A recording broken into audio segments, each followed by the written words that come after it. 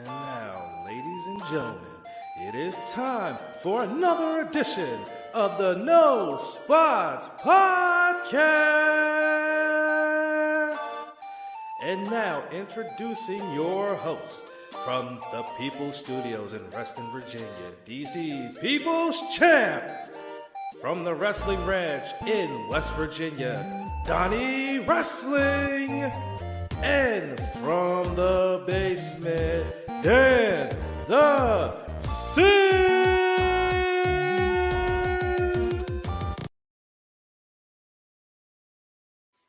And Tope calling hello and welcome, guys, to episode 98 of the No Spots Podcast, coming at you live not only from our Facebook page, facebook.com/No Spots Pod, not only from our YouTube channel, but we are also currently streaming on the Twitch gimmick. Yes, indeed, we are on the Twitch gimmick, y'all. And it out just to see what we can do and everything like that. We got Hector already here on time. What's up, Hector? I was actually just telling I'll chat with Hector in Evil Uno's Twitch stream just a little while ago. but of course, DC's People's Champ here. Of course, I'm joined as always by my tag team partner, the Sith himself. Sith, what's going on, sir? Hey, what's going on, everyone? How you doing? Yo, Hector, what's going on, fam? How you doing? Hope everyone's having a good day so far. Been a wild week in wrestling. Raw was actually okay. But anyhow, Champ, how you doing? I'm good. I had to do some last minute prep. I've been sitting all day watching Twitch streams thinking I was all done and then realized I was missing one more thing and got it done just in time. So good to go. But we got a packed show for you guys on this episode. Of course, we're going to have a lot of news and notes, including one news story that we're actually going to talk about. Normally with the news, we just go right through it and then keep it moving. But there's one story that came out. We definitely want to get our thoughts on that. So we'll get to that in just a second. I will do a recap of last night's episode of Strong, which was the beginning of the road to New Beginning in the USA tour for them, as well as preview the next upcoming 3 shows, the final 3 shows of the New Beginning tour in Japan. So we'll get to that in just a bit.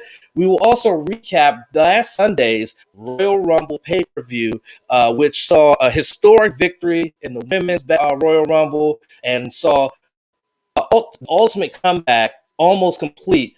One part of it's complete, but we'll see what the other one is. So we'll see. We'll talk about that as well, and then we'll get into the week. Like Sif said, Raw's actually better than decent this week, so we got a lot to talk about there, along with all the other shows this week, including the NXT UK report from the basement.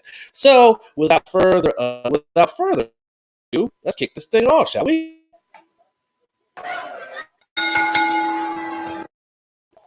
We are underway. First and foremost, during AEW Dynamite this past week, the AEW Women's Number 1 Contenders Eliminator Tournament.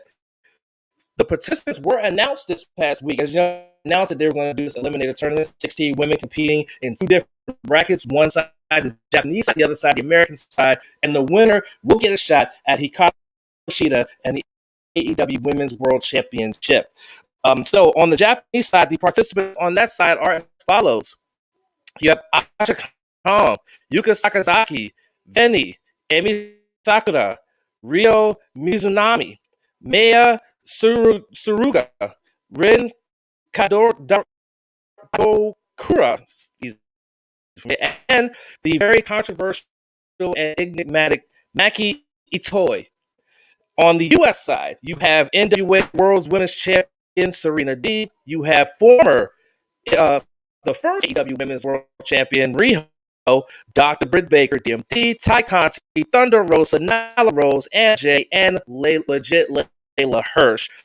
One matchup was already announced, which is Serena Deeb going up against Riho, which means Riho is back here in the States to compete on this side of the globe in that tournament. And one other note as regards to this is that Shida herself is actually in Japan right now, and I think it was important that she's there to actually produce the tournament matches in the Japanese bracket. She posted a picture on her social media a couple days ago saying that she was in Japan. So of course, she's going through quarantine. 14-day quarantine is required by the Japanese government when you come from outside of Japan.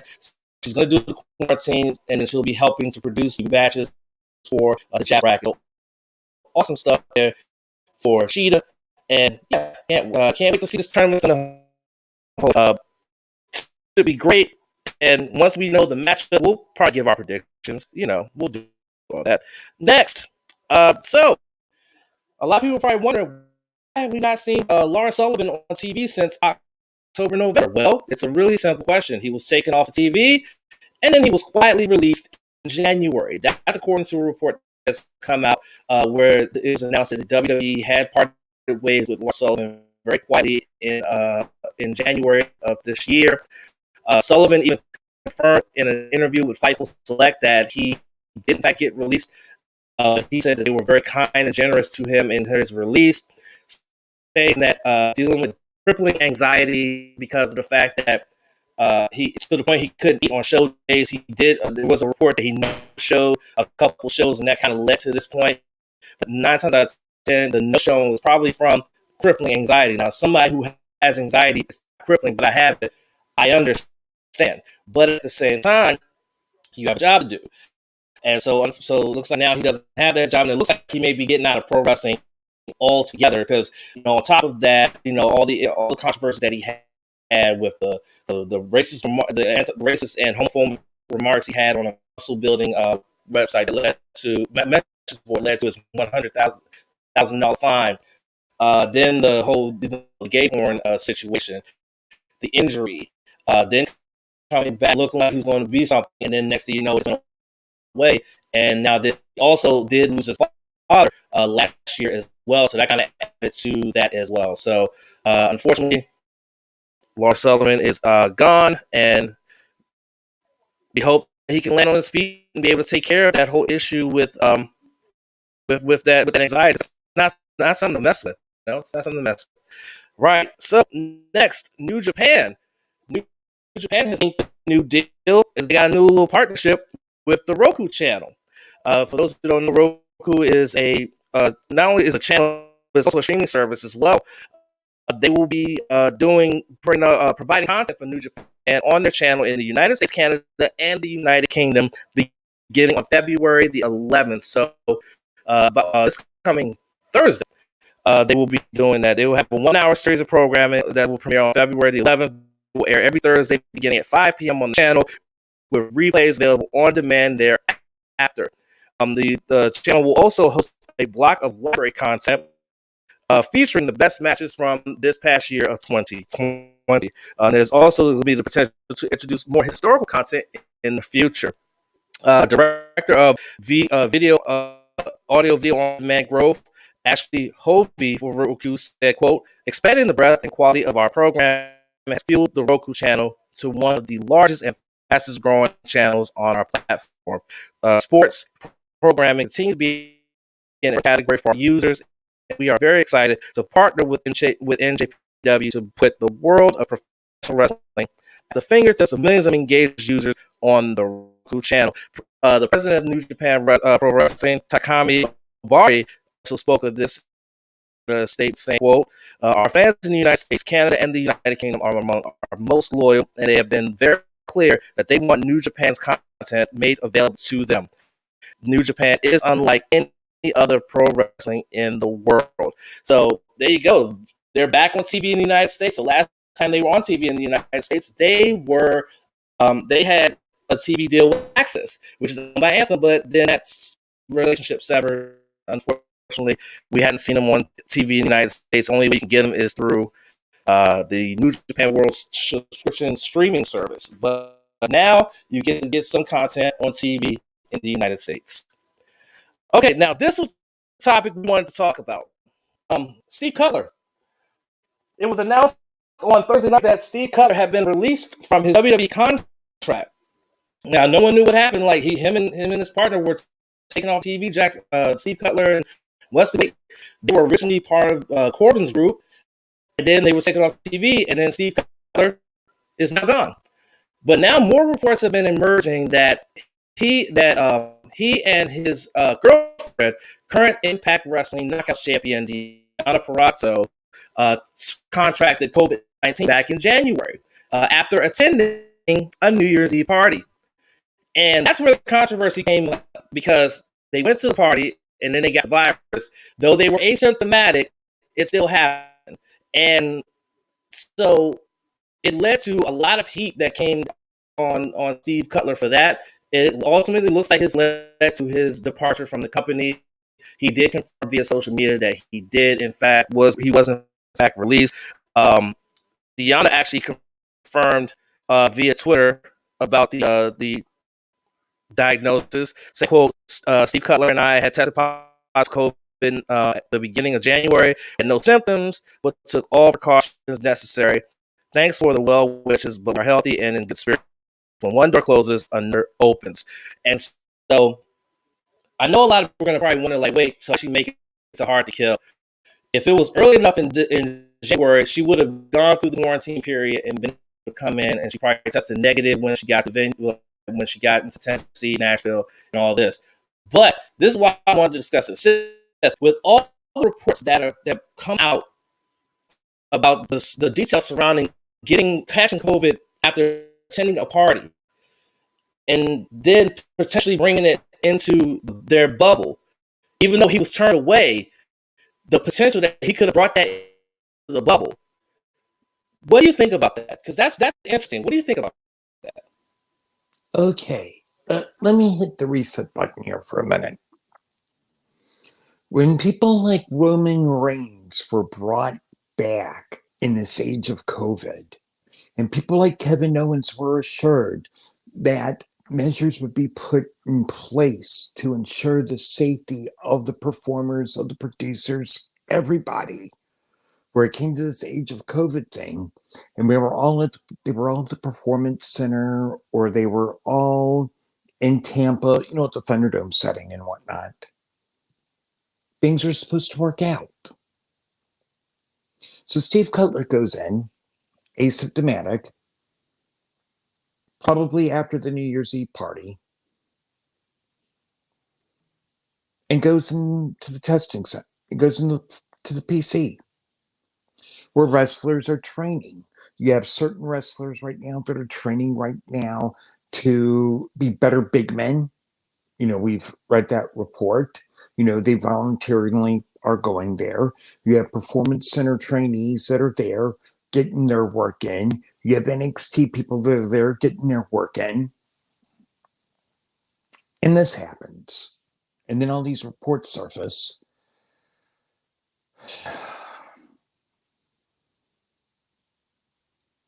I'm amazed he was given his 90-day release. I would have, and given the well wishes, featured and everything. Because this is dangerous territory here. Because it's okay to attend a function, but they weren't even wearing masks at this party. Hit the reset button there. No, they were not wearing masks. I go out for walks almost every day. What do I take with me? My mask. I practice what I tell y'all all the time. If you're going to go out, wear a fucking mask. This bonehead didn't wear a mask, caught COVID, and then brought it into the WWE Performance Center, possibly. And this is after WWE has had problems with NXT and also the main roster with people catching COVID. Bruh, I'm speechless at this point. Well, okay, so really quickly, because I want to move on to the final news story, but I just think that this kind of irresponsibility, I hate to say this, but this is someone being made an example of. Same thing with what happened with Zelina Vega with the whole third party thing. She didn't want to give up her Twitch, and she was subsequently let go. This seems to be another example of, we're going to make an example out of you because you were irresponsible in going to a party, not taking the proper precautions, and then you caught COVID and almost brought it into our bubble. And luckily we caught it before you did. Otherwise, they could have had an outbreak that could have really severely crippled that organization. So bottom line is that I'm sorry. I hate the fact that he's released, but I'm sorry. You were irresponsible. Steve Cutler was very irresponsible, and Deanna's not making it no better on Twitter by defending this shit. She's not making it no better. Period. So the bottom line is you got caught with your hand in the cookie jar. You got to take your consequences. Bottom line, point blank, period. And Hector actually has a good point here, a good comment here. I want to show real quick for those who are watching. Why do I have a feeling it was Cutler who gave Mia Yim COVID and by proxy Keith Lee? I don't think he made it that far to give it to her. I don't think he got that close. A report, I think one of Deanna's tweets actually said that he was tested and then they got the results before he got into the Thunderdome and he was turned away. So I don't think he got that close. So it's no telling where Mia got it from, but I don't think it was him. But it still is very irresponsible. It still is I can't condone that kind of thing. Like I said, my son, his mother, my younger brother all caught COVID. Thank God they've all fully recovered. My brother's actually back to work today. I got to see my son for the first time in 2 weeks yesterday. I gave him the biggest hug I could because I missed him so much. And everything is good now, but it could have been worse. I could have lost him. So this is irresponsible, and I take this shit personally. But that's just me. Okay, but we're gonna move on. Hector says I work out every day and I wear my mask every day because I care for my sleep. Although I pulled something in my leg, yes, hopefully it's nothing minor. Okay, and he heard about his release on What Culture. So there you go. He thinks he wants to know if we think it's odd on the U.S. side of the bracket. I don't think it's odd at all because I mean she was the first AEW Women's World Champion, so you know, I'm sure I know the logic, but I just think it's odd to me. Coming on to our most very somber news story, and that is that this past week we found out the death of legendary professional wrestler Bruce Butch Reed. Butch Reed passed away this week at the age of 66 from heart complications. It was reported 2 major heart attacks this year, and it led to his time passing at just 66. His official Instagram account actually announced the passing of the former WCW Tag Team Champion when it happened, and the account said, "Quote to everyone who reached out, God bless you. Today we lost a great man due to heart complications. Bruce Butch Reed passed away. Butch is in heaven now, with wrestling gods. I'm sure he's already booked for a heavyweight championship match. Once again, thank you for all the prayers. We will keep this page going in his memory. For funeral arrangements, send me a DM for information if you would like to attend. God bless everyone and God bless in heaven. Hacksaw Butch Reed." Butch Reed was best known for his runs not only in Mid-South Wrestling, also in WCW when they were aligned with the NWA, as well as a run in WWE. Again, Butch Reed has passed away at the age 66. Such, we would like to ring the bell 10 times in memory of Butch Reed, gone but not forgotten.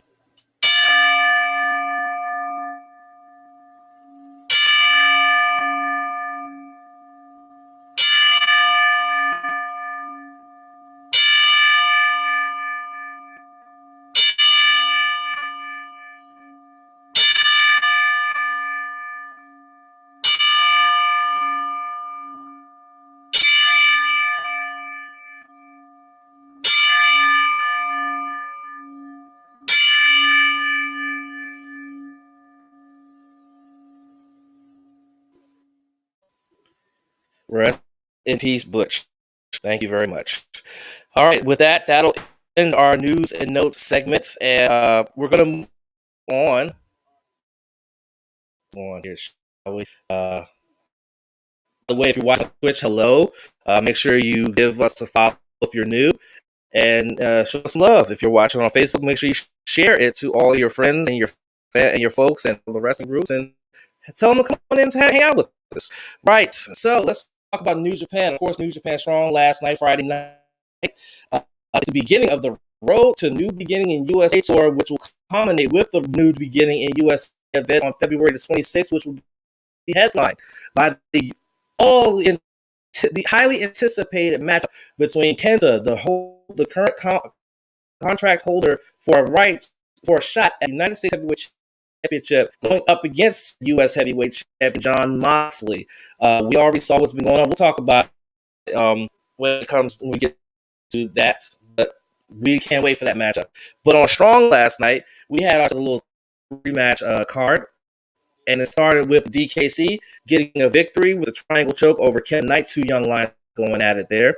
A big 8-man tag match saw Bateman, Mysterioso, Adrian Quest, and Jordan Clearwater get a victory over the Regal Twins, Barrett Brown, and Big Bad Brody King. And in the main event, Ray Horace gets a big upset victory over TJP in the main event that went 10 minutes and 41 seconds. So good stuff on Ray Horace, and a good show to start off their road to new beginning in the USA. And speaking of the road to new beginning, not in the USA, but in Japan, they are now winding down that road, and they have one more show left before their big 2-night card in Hiroshima. They will have a show at Korakuen Hall on the 8th, which is this Monday. You will have 5 matches on the card, again, because of the state of emergency and curfew. They have to be done by 8 o'clock.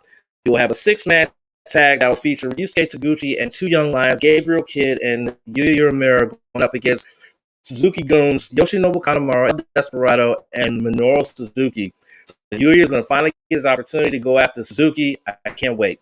The second match will feature Hiroki Goto, Tomohiro Ishii, Kazuchika Okada going up against Yujiro Takahashi, Evil, and the man who returned on February the 1st to attack Ishii and basically said, "I'm back," Jay White. And by the way, it's I'll tell you about when we talk about the card for the 10th and 11th, but there's been a championship match added to the New Beginning Hiroshima show based on Jay White's return. Match number 3 was Doki along with his fellow Suzuki Goon mates, Zack Sabre Jr. and Taichi, going up against Jado along with the Gorillas of Destiny, the current tag team champions. So that's going to be their final warm-up before the Tekkers go up against GOD for the tag titles in Hiroshima. Master Wato and Honma will go up against Bushi and Tetsuya Naito. This will be Wato and Bushi's last warm-up before their one-on-one match in Hiroshima. And in the main event, the number 1 contenders for the Junior Heavyweight Championship show, along with the double champion Kota Ibushi, going up against their respective opponents, the Junior Heavyweight champion himself, Hiromu Takahashi, and Sanada. There you go. That's your card.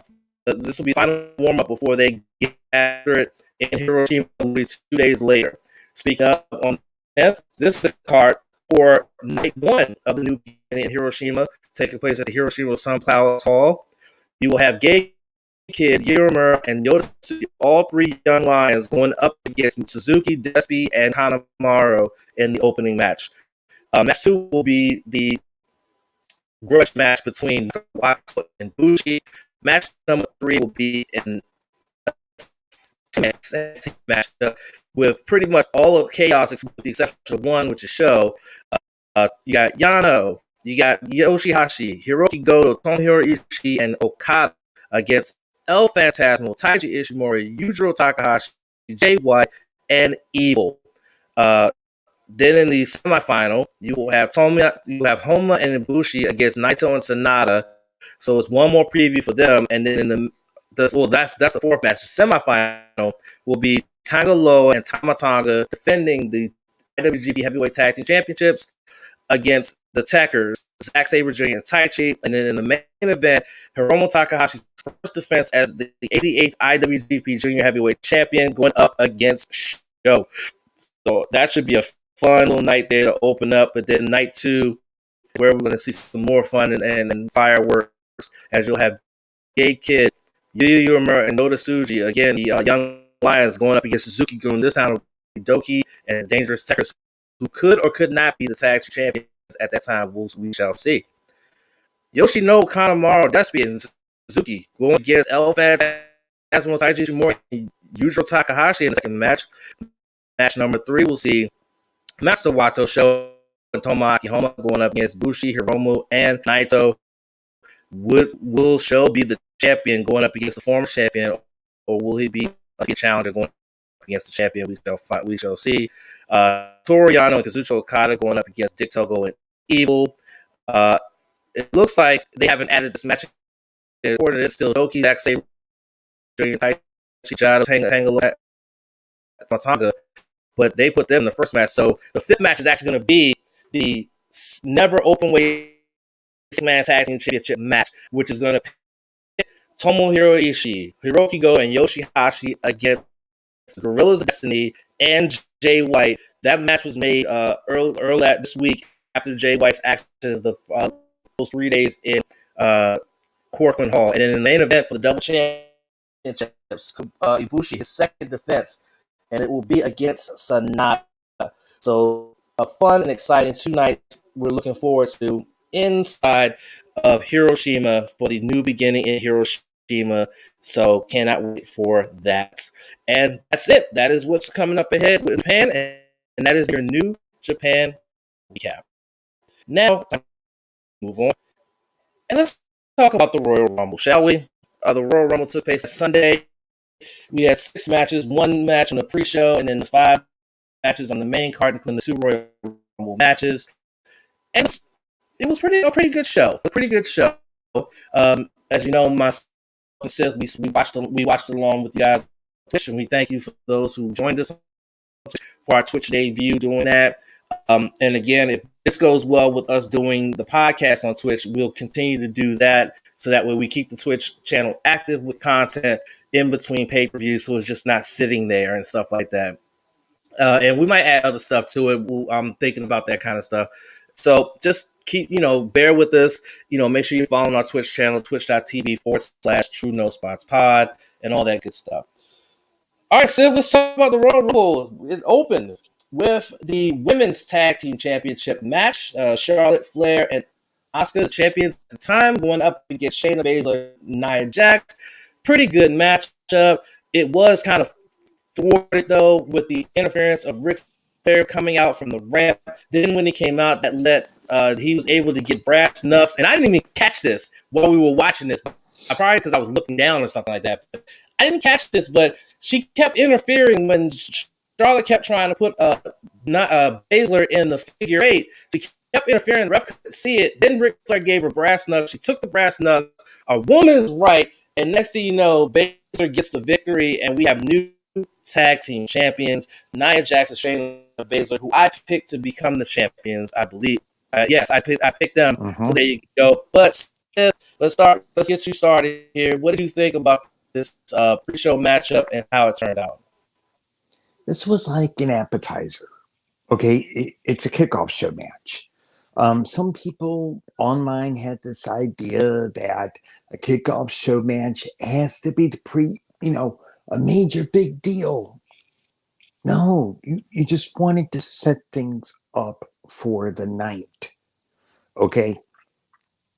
And that's what this match does. It's what it did. It did its job. As we needed Charlotte to be more focused on Lacey and her dad's shenanigans.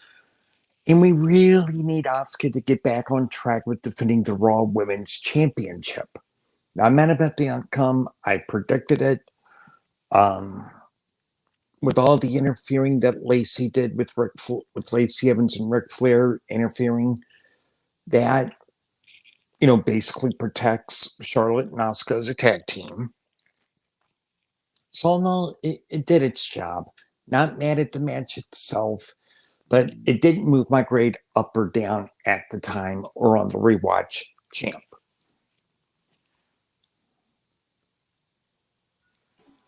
All right. Yeah, let me put myself on the screen. I was looking at something.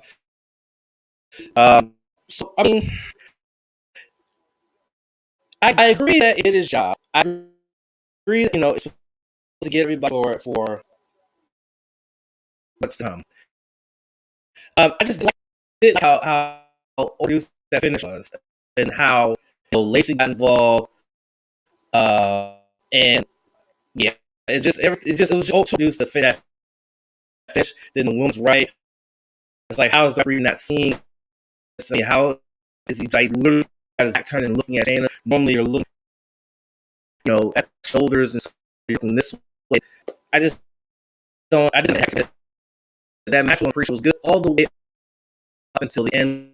They interfered through the match. Completely piece of crap. I would say through a complete crap done without that. Or if she's interfere, make a one thing, one move thing, not all this other crap. It was too much going on. Too much going on. And so I wasn't, I'm sorry. But the result that I asked for and that I predicted happened, and now I am changing like belts. So that's all I can ask for.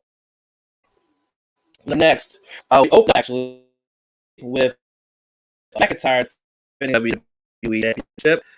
He finished against Goldberg, and this started a hot break. I mean, came out the race, they fought for a good couple minutes, even though the bell rang.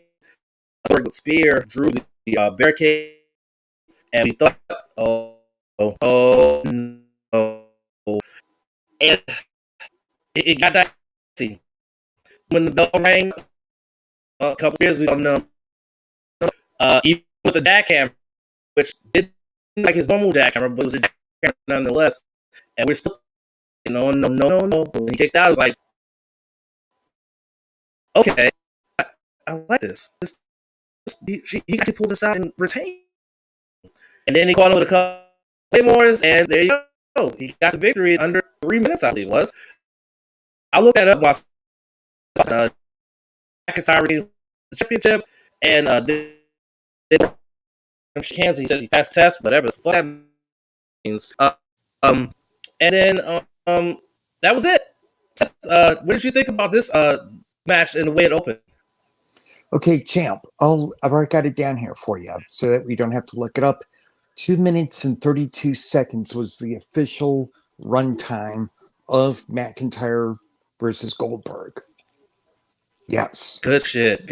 Okay, good shit here, folks. Because as Champ alluded to, and I even noticed it on the rewatch, you had about, let's say, a good conservative 10 minutes between the entrances and the outside the ring action before the bell actually rang to get the match started to begin with.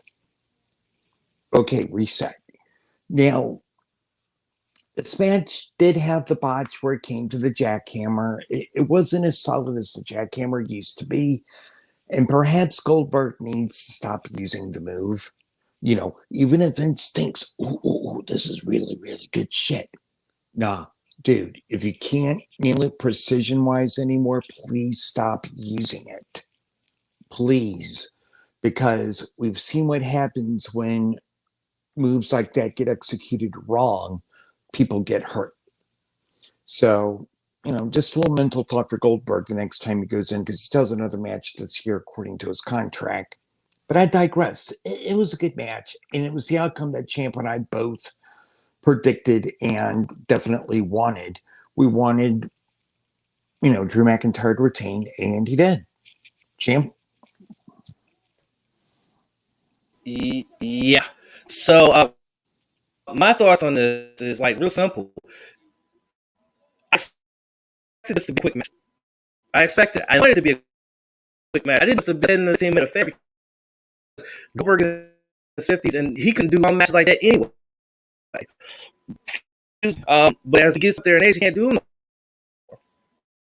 To pick up what just said about the jackhammer and the lack of execution. I mean, look what happened with the Undertaker, Arabia. He then dropped him on his fucking neck and head. So,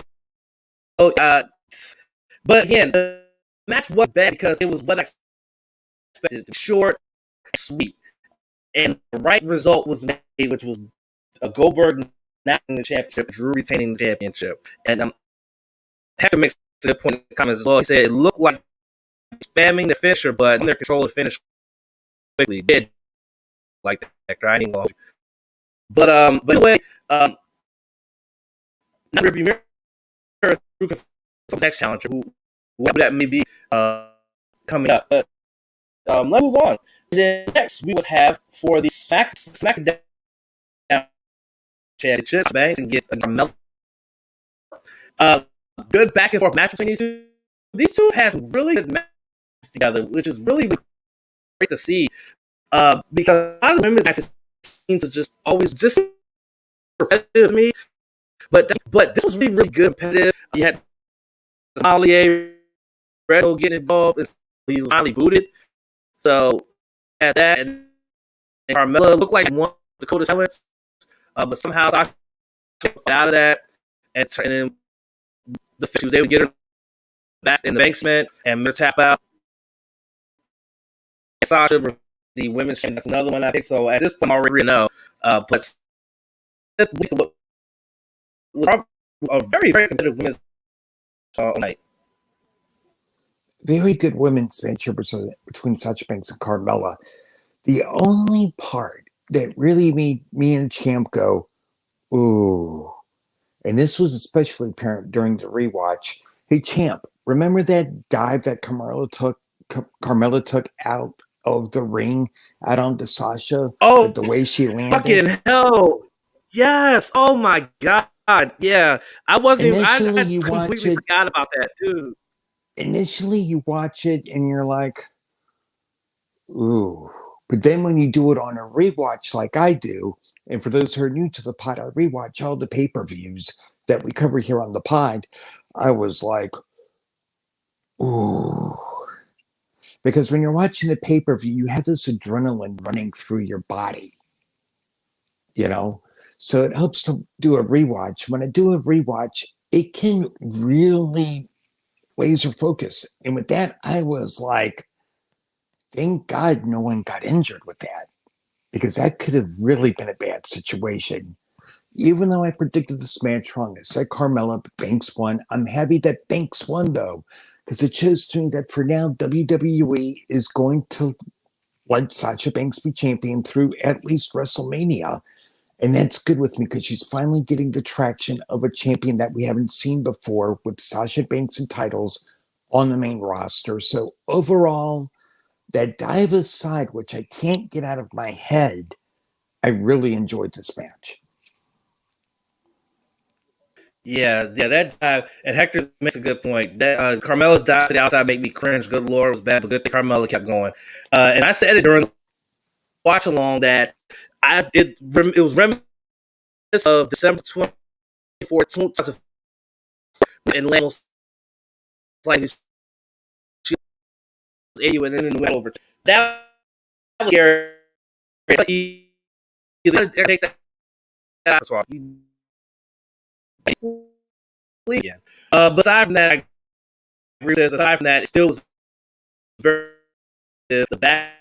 Of course, the Smiley get involved in the ref. Get your ass out of here, dude. And it served its purpose. One can show that Carmella is a very good challenger, but that Sasha is a very good champion, and that's you run like. Said like he's had with championship, not even defending it. Now she's successfully defended that championship 3 times since she's had 3 successful defenses at championship. I've no to say, because she successfully defended against Bayley after she won from Bayley, and then she successfully defended against Carmella like 3 times.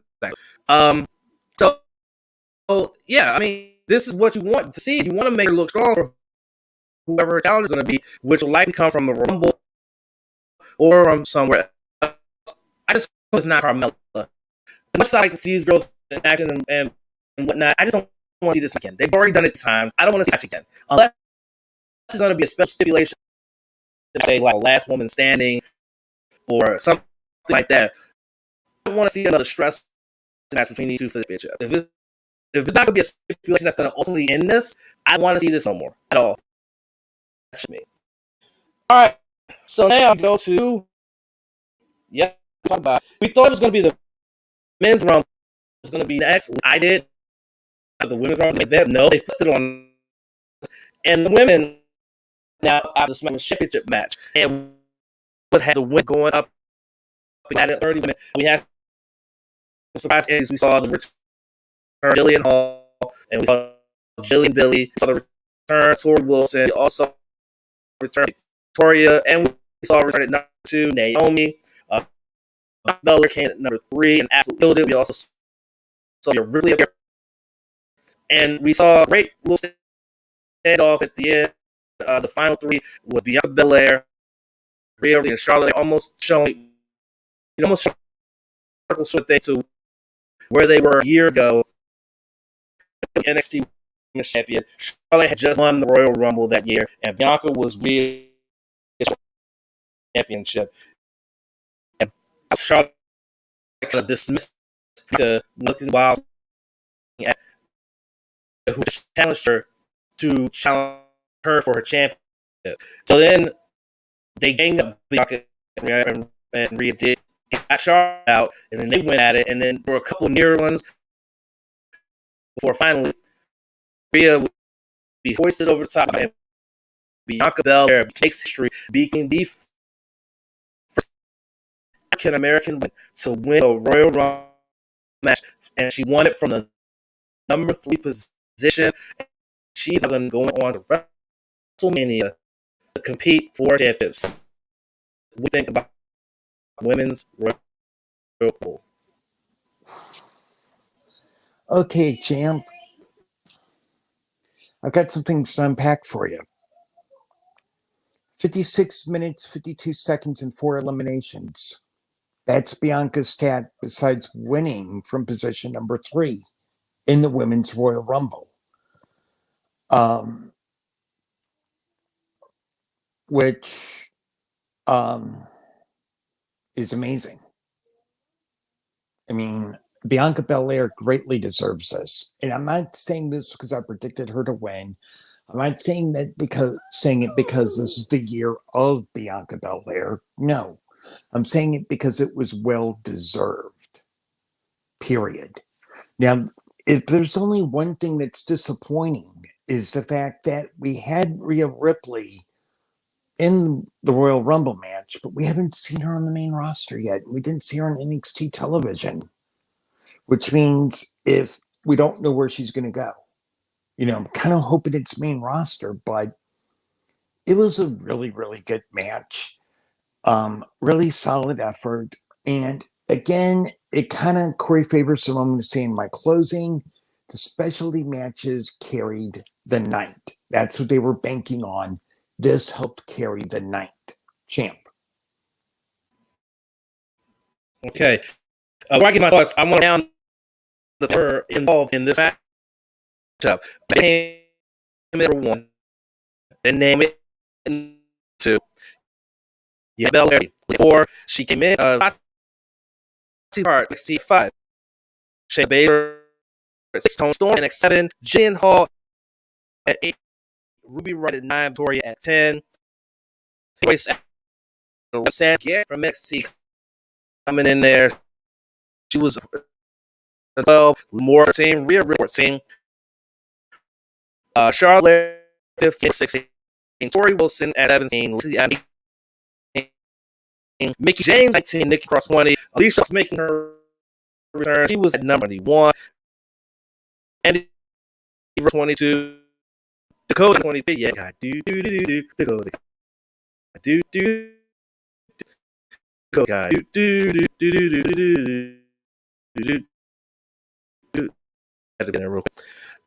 Carmella 24. Tamina 25. Lana 26. Making her return. Bliss 7. And remove NXT 28. 9. And Talia at 30. That's how actually is of order. I say this women's match was absolutely amazing. It's amazing, all the storylines and all the gimmicks and things like Naomi hit her with her feet, her butt, and had her feet in the air, and then used Bianca ring. I mean, it was so many unique spots, so much unique moments, like like Jillian Billy, see Victoria back in there. She said after match some comments on WWE's website that she was hella nervous before she went out there. I gotta remember they can retire couples now, so this was like some getting back into the all in all, just great, and just a result that all expected, which was Anka, the whole thing, and Ocean's overcoming her. It was amazing. I'm getting goosebumps now just out the moment and her, making those barriers. I mean, in a year where we have the female vice president who's a person of color, a woman, and now to have a woman of color win one of the biggest matches in all wrestling, which is the Royal Rumble. God damn, man. I mean, it's so amazing. It truly was a joy. Truly joy to see.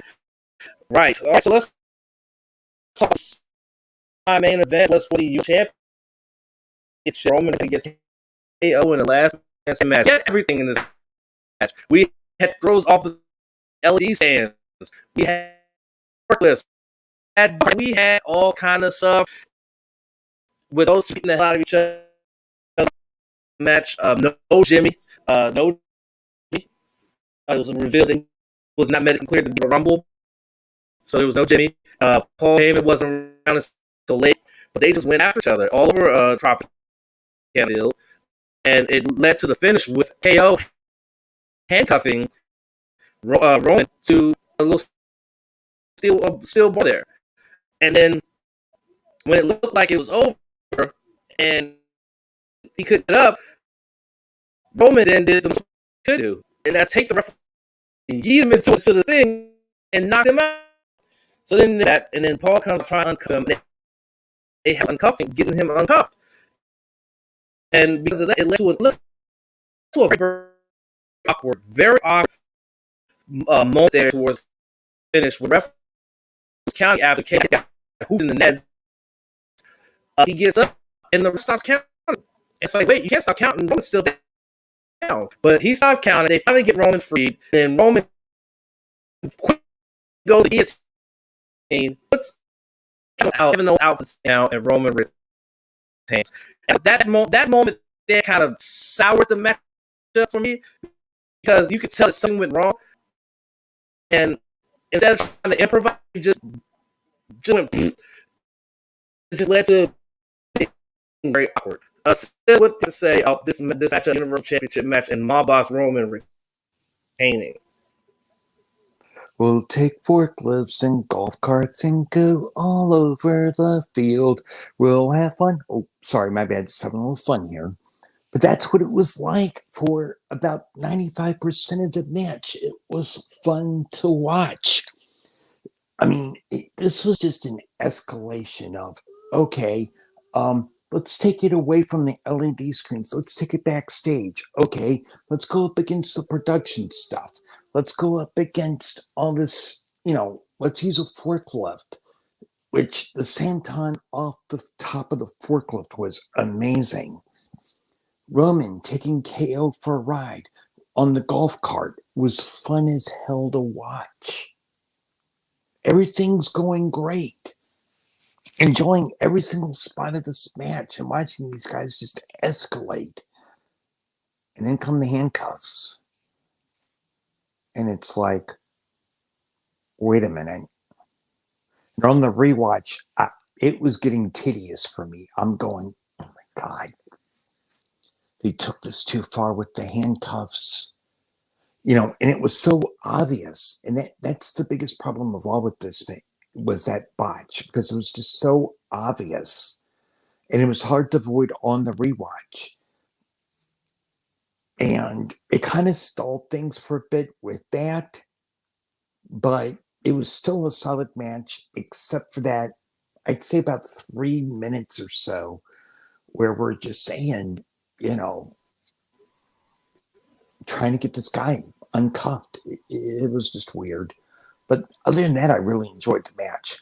And I love how Roman has added, away from the spear and away from the Superman punch, I love how he's added the guillotine submission to his arsenal. It shows more depth of him as a wrestler. Champ. Okay. Yeah, like outside of the finish, everything match absolutely what you would expect from these two. They've had a TLC match, a steel cage match, and that stand match got to be done with. Carmella and Sasha, this has got to be done with. This is done. Dale's had 3 and he's lost all, and they all in matches. Where the way, I mean, you had interference to a degree, but yeah, I mean, this guy done that. But the match was absolutely really good. Really, really awesome. Hector says, I lost my time when I saw him running a car, but the handcuffs killed that for me. Yeah, I think it was about a lot of people because the fact it seemed it was a place where it kind of hold things and made things kind of grind to a halt and provide or something like that, and they just kind of stopped. So, yeah. But again, great match, great. I wish the finish went up. And now let's talk about the men's Royal Rumble match. The only match on the night I got wrong because I picked Daniel Bryan because it was his time to win the Royal Rumble and go into WrestleMania, become a champion. Instead, it was Edge. I'm mad at that. Edge actually started at the number position with Randy. They got into it early. Ended up Randy Orton got injured. Quotes.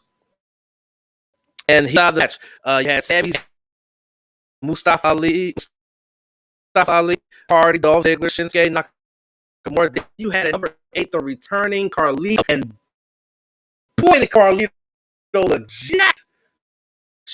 He's jacked. He came in, he had Xavier Woods in there, Big E, John Morrison, Rick Elias, the debuting roster, Damian Priest, The Miz, Riddle, Daniel Bryan, 17. Then Kane came in at number 18. He was actually eliminated by Damian Priest, but he got 2 eliminations to add to his overall total, which is currently a record. Corbin, Otis, Dominic Mysterio, Bobby Lashley. Then you had back-to-back surprise entrants. King Helms at number 23, who looks like he let him know, I'm sorry to say. And then number 24. Christian, for Christ's sake. Another man who people thought would not be back in a wrestling, and he was back in Royal Rumble match. AJ Styles will follow. He will follow Rey Mysterio, Sheamus, Cesaro, Seth Rollins, and Braun Strowman. But in the Edge, we had victory lasting 1 hour and 32 minutes with 3 eliminations to get the victory and go on WrestleMania. Sid, your thoughts on this match, please? Wow. This was a lot of fun. Now, some historical stats here before we get into a really cool move with the Apple and everything. Edge becomes only the 3rd man to come in at number 1. Go all the way. Shawn Michaels, Chris Benoit join him in that one. And Edge and Orton are the 3rd opening pairing to start off 1 and 2 and go to the end together. Shawn Michaels, British Bulldog 95. And the worst of the two, if you will, Vince and Stone Cold in 99, which of course was the build-up, at that. You know what I loved about the Carlito entrance, besides the fact that Carlito is jacked? A champ. They teased the apple, but they didn't do the spitting. Smart move. Smart move there. That's what you call tack. It's COVID, so you can't really do Carlito's really the full Carlito Caribbean cool from Ruthless Aggression, but you can still hint at it without it doing fully. All in all, this is what you want in a Royal Rumble match. You want your surprises. Christian, after being told you'll never wrestle again. Champ, were you like me and had goosebumps when you first saw that Christian was there? Yes. Same here. And I had it on the rewatch too. I was like, oh my God. I couldn't believe it. When Christian showed up the first time, I was like, he beat the odds. This is great. It was great to see the embrace with Edge and Christian because the two of them are lifelong best friends. They really are. But all in all, I really enjoyed it this year. Maybe next year, who knows what they'll bring in for a surprise entrant that can't wrestle anymore, who was told you're not medically cleared. If they can do this, I'll be happy. Champ? My bad, I did that prematurely. I don't want to do that next year. I don't want to become a thing. I just want a thing because there are only two have been medically qualified from wrestling. Yeah, come in. That would be Ace and Tyson Kidd, and they don't have star out and Chris to make kind of return and get that pop. I see this week where someone who they thought not going to wrestle it and they come in there like a Raves or somebody. I don't want to see that every year. It was good edge, especially big pop, and there were crowds in the arena. You got Chris, which is like holy shit. Save that for maybe let's the next year, the year after, and put again in 2024, 2025, or something like that. I definitely enjoyed that. It wasn't better than a win match, but it was still good. And I just felt it in my bones when I said, "Oh, Orton's gonna screw Rich. Orton's gonna screw Rich," and he almost did. It backfired. Look at Edge, man. I mean, good God, that dude into the Royal Rumble. I'm not 9 years now. A year is going to be in the main event of WrestleMania for championship. That's unbelievable. It's unbelievable. People are going to be mad about that, but I mean, like, I wish it would have been Daniel Bryan. Hell, like Daniel Bryan, but I'm not mad at Edge being in this position. I'm not. I like it. Hector with a couple comments here. He said, Carlito looked like he worked ass on Puerto Rico.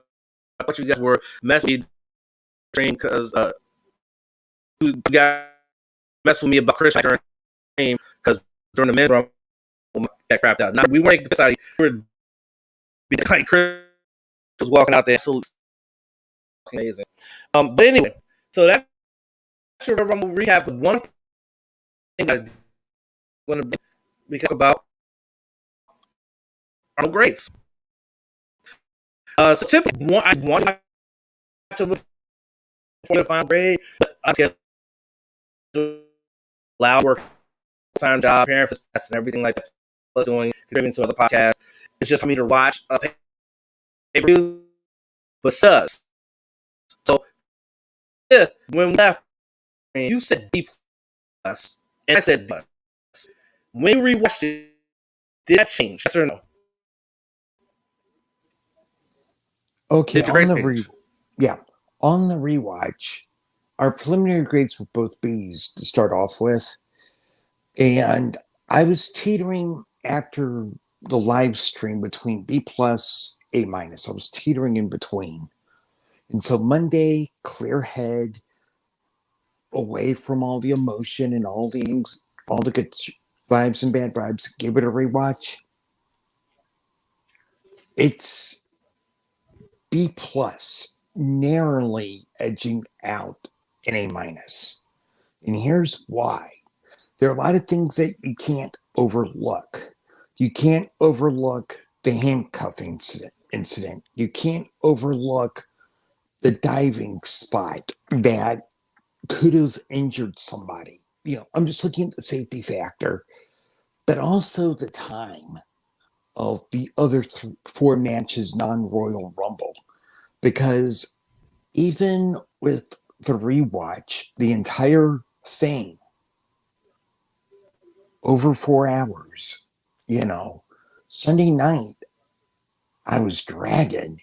And Monday, even though I had a good night's sleep, the whole 9 yards, I still couldn't justify an A minus out of this, but still B plus for a very decent night of wrestling is good.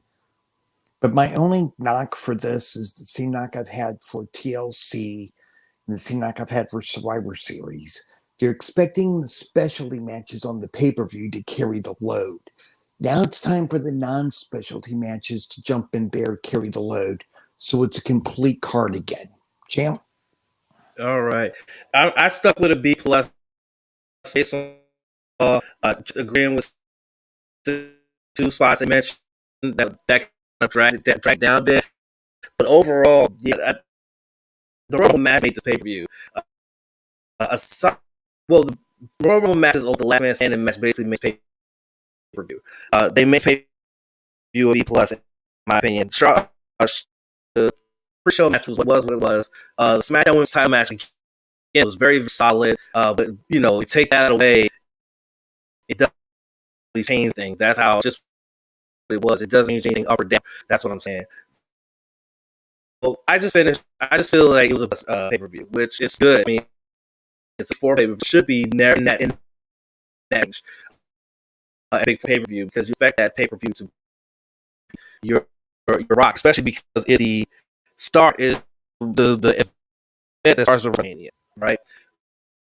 Right. So that's where we are. That's it for our Royal Rumble recap. And remember, for all of our watch along reviews, you can check us out on Twitch, twitch.tv/True No Spot Pod, and make sure you give us a follow. All right, let's get into the weekend and do here. This week had some. We had interesting weeks. Of course, on SmackDown, their fallouts from Royal Rumble, Impact are building towards their next Impact exclusive event coming up month week, I believe it. As well as Dark with their 13 matches that they had on this week. Wednesday night War, you had Beach for Dynamite. And NXT, they continued the Road Team Classic Classic tournament, and of course, and you have the NXT UK. Jordan Devlin has open challenge, and you'll be interested to know who actually answered that. Jeez, fucking Christ. And then of course, that's what we're going to cover this week in the weekend review. As always, of course, how we cover it is like this: week 5 bits out of each show. Out of 5, each one we each pick 5 our own bits. We don't pick the 5 bits. We pick 5 of our own. Sometimes they kind of similar, sometimes different. And then we ask each one of us to pick 2 of those bits that were good or high points of the show. And we put 1 that bad, 2 out of 3 bits, and 1 bad bit out of the bunch. So let's kick this off. I'm going to start and do your 5 bits. All right, bit number 1. Bobby Lashley versus Riddle for the United States title that didn't go very long in the disqualification is Lashley snapping. 2, the segment with Edge, Drew McIntyre, which involved Drew coming out calling Edge calling him, questioning why he's showing and all of this stuff. Sheamus coming out and Sheamus turning on Drew, which we all saw coming. Damien Priest made the debut where he interrupts Miz TV and beats Miz thanks to help from Bad Bunny. Edge versus Randy Orton and which Alexa Bliss distraction lead was and finally the Triple Threat Women's Tag match to determine number 1 contender for the Women's Tag Team Championships. Those are 5. Number 1 is Drew McIntyre, Edge, and Sheamus, the whole opening bit. Champ, do you want me to add in the promo that Drew did later on, or just the opening segment, sir? Just a segment, just to open the segment. Because there was a lot in that open segment. Sorry, I just wanted to, clarify that real quick. Thank you. That's another reason we make a good tag team, folks. We clarify shit. Okay, look, first and foremost, Drew McIntyre is a class act. Okay? He is. He's one of the true workhorses of the company, definitely a shining spot for Raw and WWE. Edge, per the usual, he's solid on the mic. Okay, champ, did we not say back in October when we had the face turn to wait a couple of months and Sheamus would turn heel? I mean, Remember listen, that? it was there. I mean, even Keith, we kept saying like, "Yo, you gonna turn on? You gonna turn?" It was there. It was Yes. just a matter of when it was gonna happen, not if. It was just a matter of Yep. when. But go ahead. And I think it was perfectly timed. Okay, folks, I think this was perfectly timed because some people you turn babyface, and as Keith Lee and anyone knows, it's very apparent you're gonna turn, but you don't want to see an automatic turn. You want it to bleed out a bit. This bled out enough to be a legitimate face turn, so that way when the heel turn comes, damn, it hits. And who did it ever? Because Sheamus was like acting like, hey, show my best friend some respect here. And as Drew McIntyre learned the hard way, as well as the easy way, why? Because we're on top. Everyone is gunning for you. It was a solid opening segment. Um, hmm. My other top would be the ending. My second favorite's the ending, the main event. Edge Orton 3. I really wanted this on paper, on the network, or on Peacock. But it needed to happen, I guess, now, because Edge is either going to go on NXT or on SmackDown or face Drew, over WrestleMania. And now it looks like we could be seeing Orton versus Fiend at WrestleMania possibly. This was an exciting match. And although it wasn't as good as their last two matches, it was still a solid main event. And I think we need to thank Edge and Orton, as well as the Alexa Bliss hologram, for wrapping up the first decent Raw in a couple of months. But now we got to go to the bad. And I think Champ knows where I'm going with this. I don't, but go ahead. Oh, okay, cool. Because you give me two possibilities.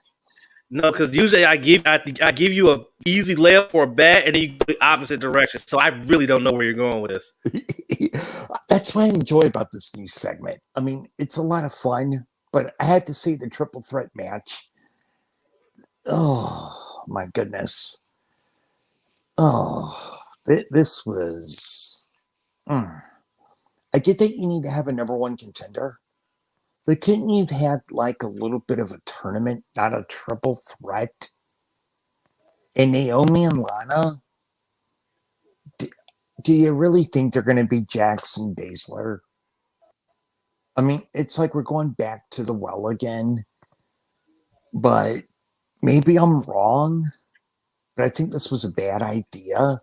But overall, it is what it is. Raw is still Raw.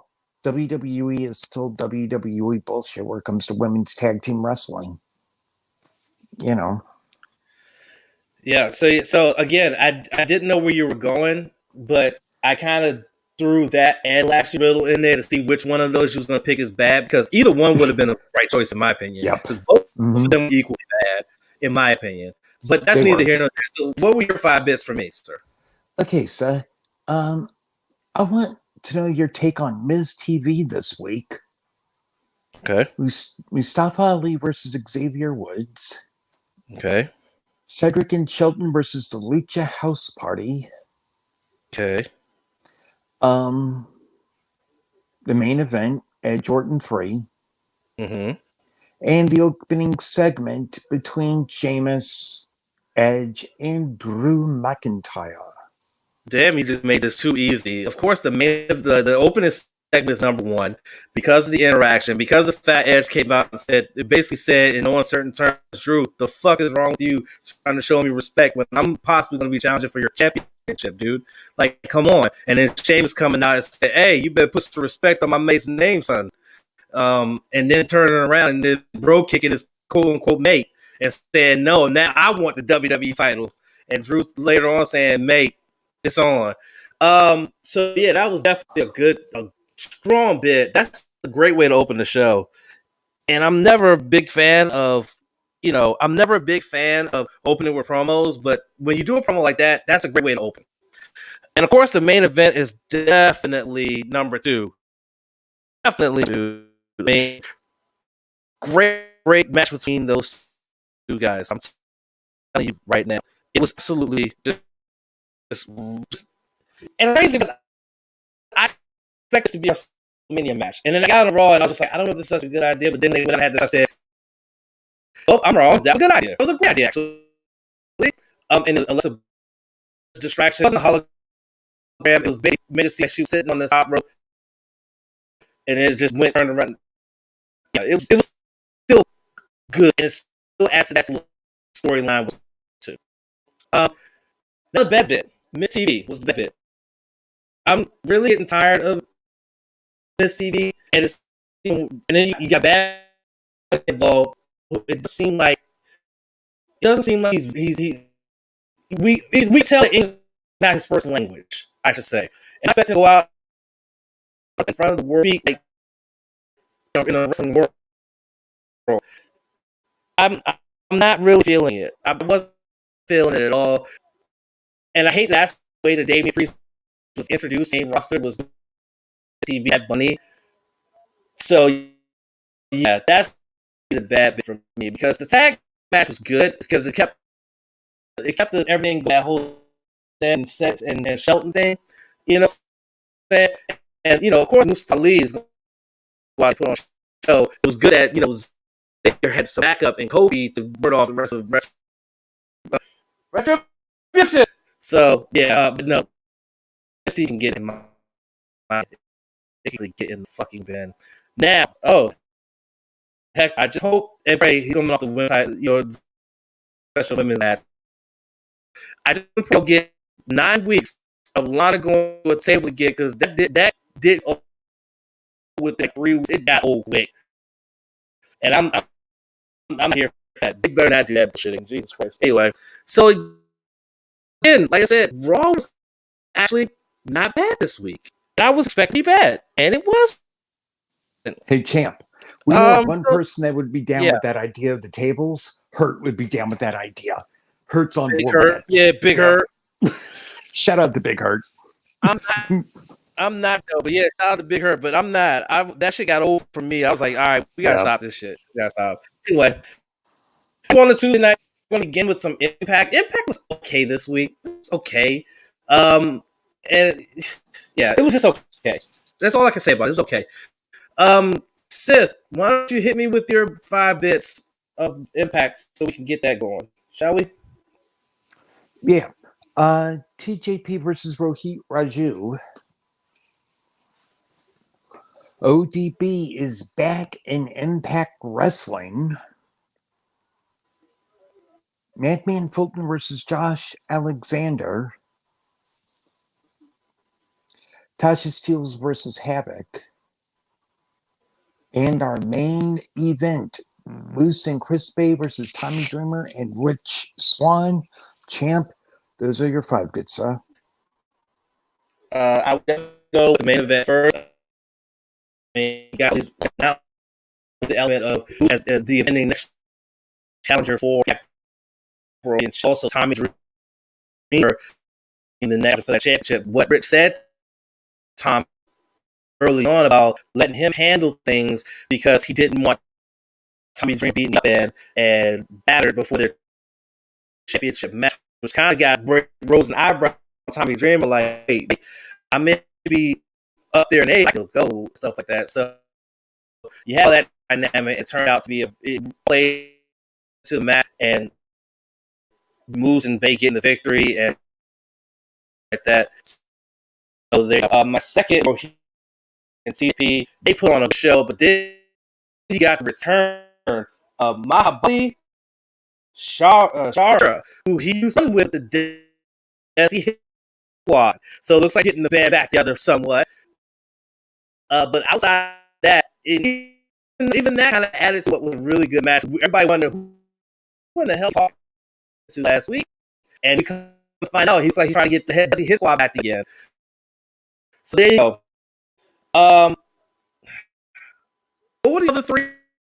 I don't remember. What are the other three? Because I know like the main event and Rohit and TJP were good to me. What were the other three so I can figure out which one was bad? ODB's return, Madman Fulton versus That was Josh good. Alexander, and Tasha Steelz versus Havoc. Oh, see, you're an asshole, dude. Because all of them are good. You're an asshole. Oh, just an asshole. So I gotta pick a bad bit out of three bits that I actually like. Oh, I hate you, dude. Oh, fuck you. Okay, if I had to pick a bad one, and I don't want to, but if I had to, let's see. Fuck me. I'd have to say, fuck. No. Madman Fulton and Josh Alexander and Stretch. That was a solid match because Madman Fulton did his job as the big man, did his job as the technical wrestler. I was as bad. I don't remember much about the match, whereas I can remember much about Tosh Steelz and everything on there. I love ODB back. It's funny because I just seen ODB on Being the Elite just the day before. She was just on Being the Elite. Was it Being the Elite? No, she was on Sammy's vlog. I think she was on his vlog that day, and then she shows up on Impact. So yeah, I like that. So I'm Alexander and Madman, and I like those bits, but I hate that I do that. I can't believe it. Hector Chan just do the Adam Wilborn Retribution bit. Man, I've been doing that. I love when he says shit. I laugh every time and I rewind back. I can't believe Odie is back. It legit took me a second to realize her to Striker said something. She looks great. She looks absolutely amazing. She looks amazing, but she's been out wrestling for a while. She got a food truck that's been very successful too. Right. All right, bits. Seals versus Havoc, the one you gave me. Issues a few going on between Brian Myers and Edwards, where they have now added Hernandez and Mac. Jordan Grace versus Susan. TJP versus Raju. And the main event, Dreamer and Swan, Moose and Chris Bay. What do you? Okay. Number one is the main event, which just absolutely killed it. It really did. It was solid. And I'm hoping we get that unification title bout soon. And I've noticed something, champ. You know what that is? What did EC3 challenge Moose to do? Change the narrative. Yes, sir. Moose is in charge of his own narrative. And deep down, EC3 has to be damn proud that the lesson was learned there. He has to be damn proud. Yeah. The other good bit being TJP versus Rohit Raju. I was like, holy shit, Shara's back. Because I had predicted that maybe, does he hit squad last week? And I'm like, oh, looks like we might have a return coming back. This is going to be great for the X division right here. At least I believe so. Bad thing would have to be Brian Myers' promo. Dude, you don't degrade somebody and bring up a legend like Killer Kowalski. That made my stomach turn a bit because Killer Kowalski trained a lot of really good wrestlers that we have today. The guy's a legend, but I understand where Brian was going, so this was kind of a stretch. And side note, I think it's great that Asian Karen got a rude awakening with ODB showing up. Sorry, Karen. Okay. You going bye-bye. Nice. Well, I mean, yeah. All right. What are your bits for me? We've already done that Run Dark. You're right. You were on Dark. I will say though, like I'm really liking the Susan thing because she really is embracing the Karen lifestyle. It's so awesome. I can't. I thought I was gonna hate this. I don't. I don't hate it. I don't hate it. She's even I doing want it to on hate Twitter. It's so funny. it. Yeah. See, I'm barely on Twitter, so I don't see it. I might have to check that shit out. Anyway. All right. Well, Let's talk about Dark. Let's talk about Dark. All right. So your 5 bits for Dark. I can't wait to get to final thoughts, dude. I got something to say on that. I saw something, and it's like I'm looking at it right now. It's like bothering the fuck out of me. But anyway, all uh-oh. right, Dark. So the 5 bits, the waiting room segment with Ricky Starks, where they were chatting and chatting. Then Ricky started flirting, and Tony Schiavone cockblocked him. I popped for that. I ain't gonna hold you. I popped for that. Ray Phoenix versus KC Navarro. Instead of all the women's matches, there were 3 of them in particular that I really liked. Ty Conti versus Tasha Price, Thunder Rosa versus Jordan, Amy Jordan. Danny Jordan, and Layla Hirsch versus Catalina Perez. Okay. Chaos Project versus SCU is the main event. And Bear Country teaming with Joey Janela and Sunny Kiss to get the victory in their 8-man tag. Those are your 5. Oh man. I gotta do the waiting room as number 1.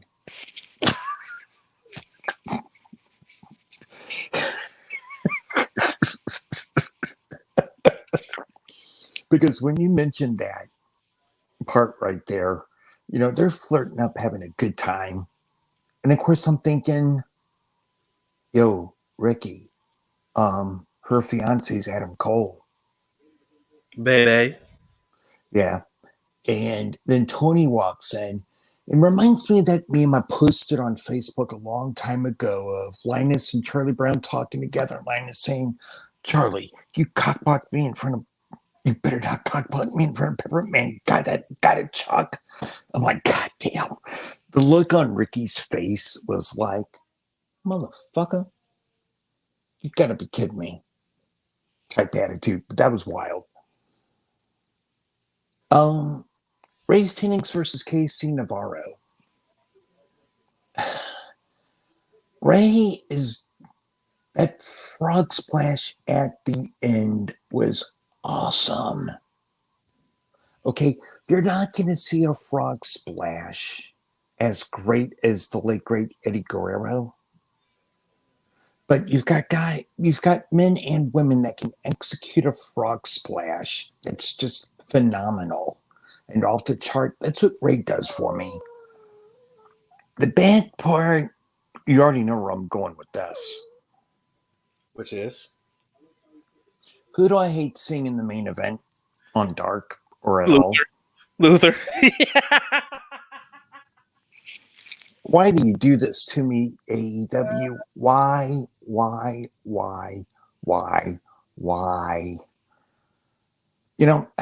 I'm going to say this. Serpentico, you're better off without Luther in time. I mean, Chaos Project did look better this week than they have, but it's painful to watch Chaos Project in the main event. I would rather have Sean Dean with the Varsity Blondes go up against, 3 people from the Dark Order on the main event. That would be fun. Chaos Project's just hard to watch on the main event, but I think that Serpentico's in transition right now to go on his own eventually. And it's good to see that SCU is ranking in the W's post ultimatum of next SCU loss, and they're done. Right. Okay. Before we get into it, see, Tony was doing a favor for Adam Cole protecting Britt Baker from Ricky Starks. Wait a minute. Cole and Baker are engaged? No, they're not engaged. They're just together. I think Sip misspoke. Yeah, I misspoke. Yes, they're just together. That's all They're there just is. together, but still, Do you guys think Nick Camarado looks like a young Bruiser Brody and the Gangrel ripoff was the main event of Dark? Are you kidding me? Yeah, they were the main event. I was just like, what? Yeah, basically. Yeah. Basically. But anyway, yeah. I'm sorry, I'm like looking down and stuff like that. I was looking down because I'm Mariah May, who's a professional wrestler in the United Kingdom, is streaming right now, and one of her mods actually was watching this early on. So shout out to Joe, I appreciate you, bro, for checking me out. Hey, Um, what's up? yeah, well, he's not watching now, but he was watching Yeah, earlier. cool. But all right, those were my five. Those are my five. What are your five? Mbedu and Terrell and Terrence Hughes versus Nick Camarado and the Natural Nightmares. Ray Phoenix versus KC Navarro. Tay Conti versus Tasha Price. And I'll couple that with Rosa versus Jordan. Um, Danny Limelight and Ryzen versus The Acclaimed. In Bear Country, Joy Janela, Sunny Kiss versus Aaron Solo, Baron Black, Sean Dean, and Mike Vernon.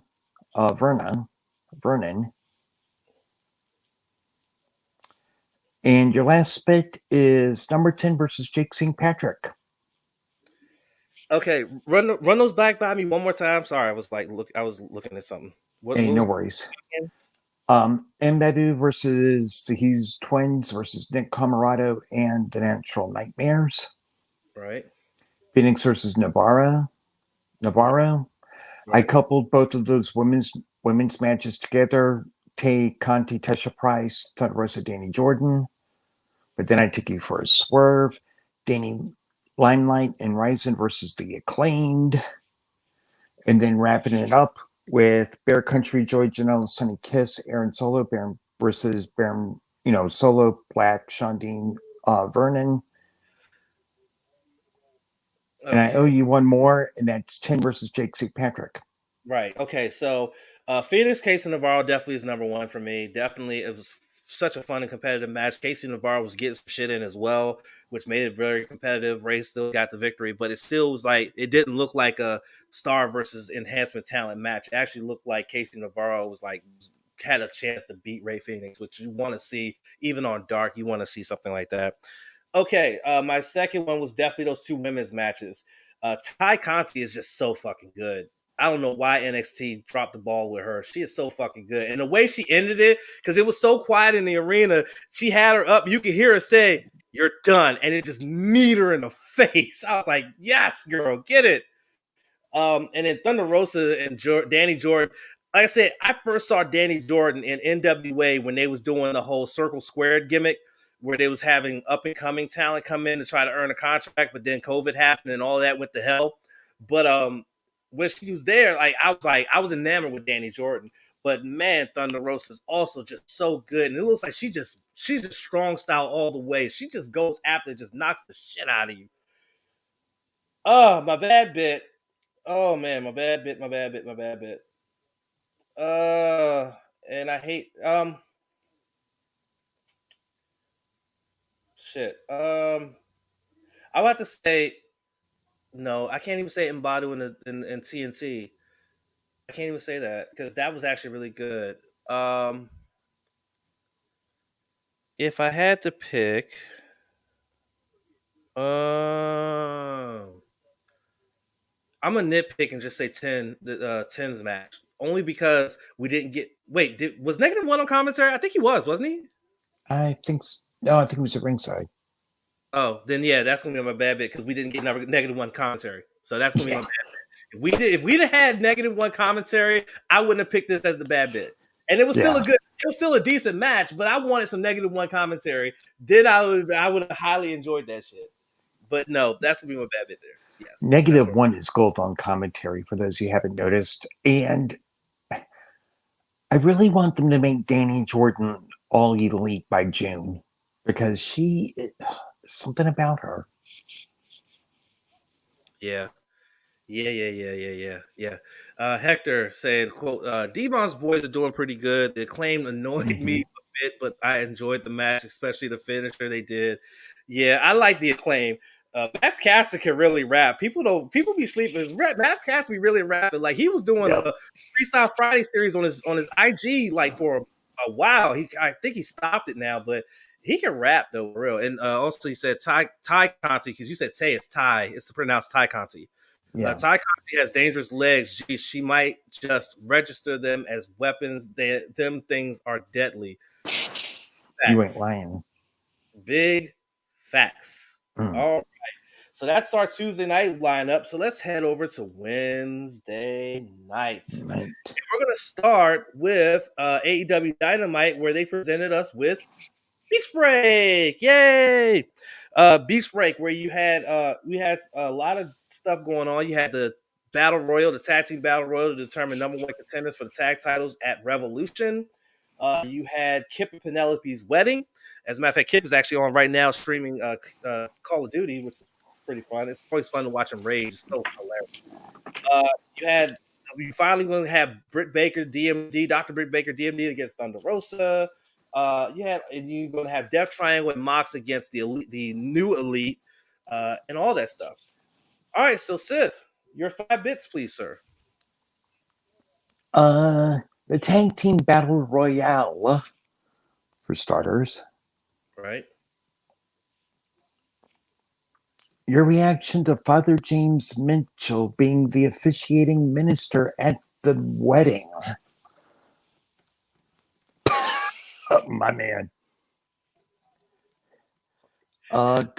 Good Brothers and Kenny Omega versus Moxley, Pac, and Ray Phoenix, the main event. The Lumberjack match, Kingston versus Archer. Britt Baker versus Thunder Rosa. And you know what? Again, you're an asshole because all 5 of them. You're an asshole again. I'm just an average Joe with a regular job. Okay, Dennis Leary, asshole. Right. All right, straight away, the main event was number one just because of the match itself and then what happened after the match with the appearance of fucking Kenta. Kenta has arrived in AEW and it's official. The forbidden door has been opened. NJPW and All Elite Wrestling are working together because Kenta was in the building to attack Mox. Holy hell. You love to see it. You love to see it. My second good bit there is, oh man.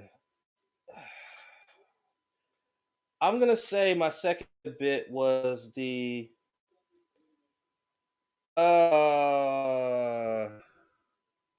right. Britt Baker and Thunder Rosa. Britt Baker and Thunder Rosa. Just such a solid women's match. And they actually got time. Even though some of that time was due through picture, they got plenty of time and they was able to get some shit in. And the finish, I like the finish because it keeps Rosa looking strong when she gets knocked out by an exposed turnbuckle and then put into a submission. She's passed out. It makes her look strong. She doesn't have to tap out. She's not pinned. So she still looks good, especially going into that Eliminator tournament.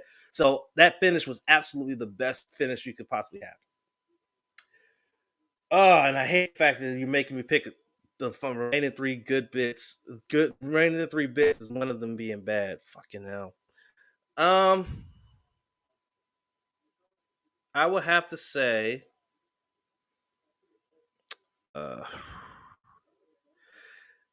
if I'm gonna pick a bad bit, I'm gonna have to pick James Mitchell because what the fuck does he have to do with the Superbad Squad? Like nothing.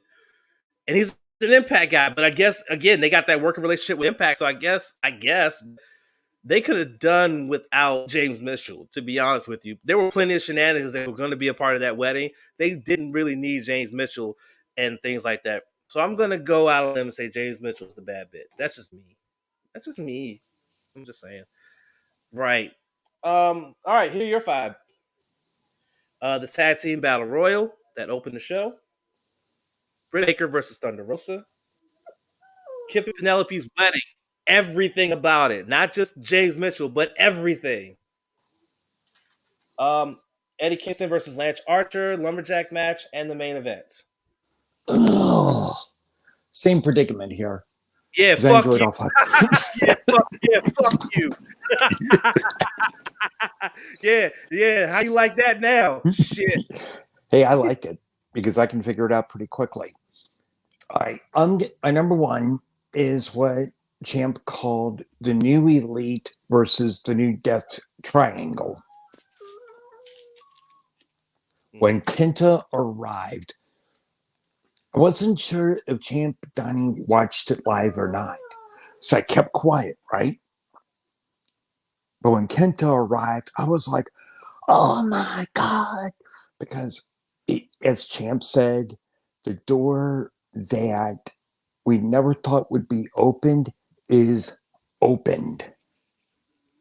And just think now, the NWA, New Japan, Impact, and AEW are kind of working together. Is that good or is that good? That's what I thought. It was a solid main event, but Kenta arriving was like the icing on the cake there.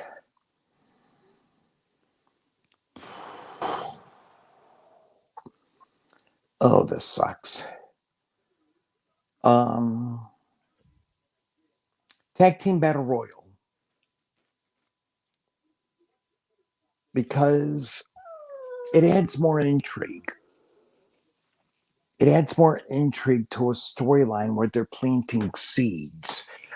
And it's like what Champ has told you, what I've told you. We like splits where seeds get planted and it takes a while for things to happen. Sammy he's on his way out of the inner circle. I'm going to tell y'all right now, he's on his way out. He meant to take out Moxley. He did not mean to take out one of the Acclaimed.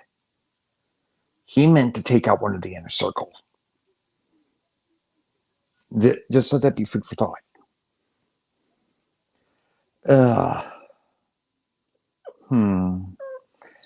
This is a stretch.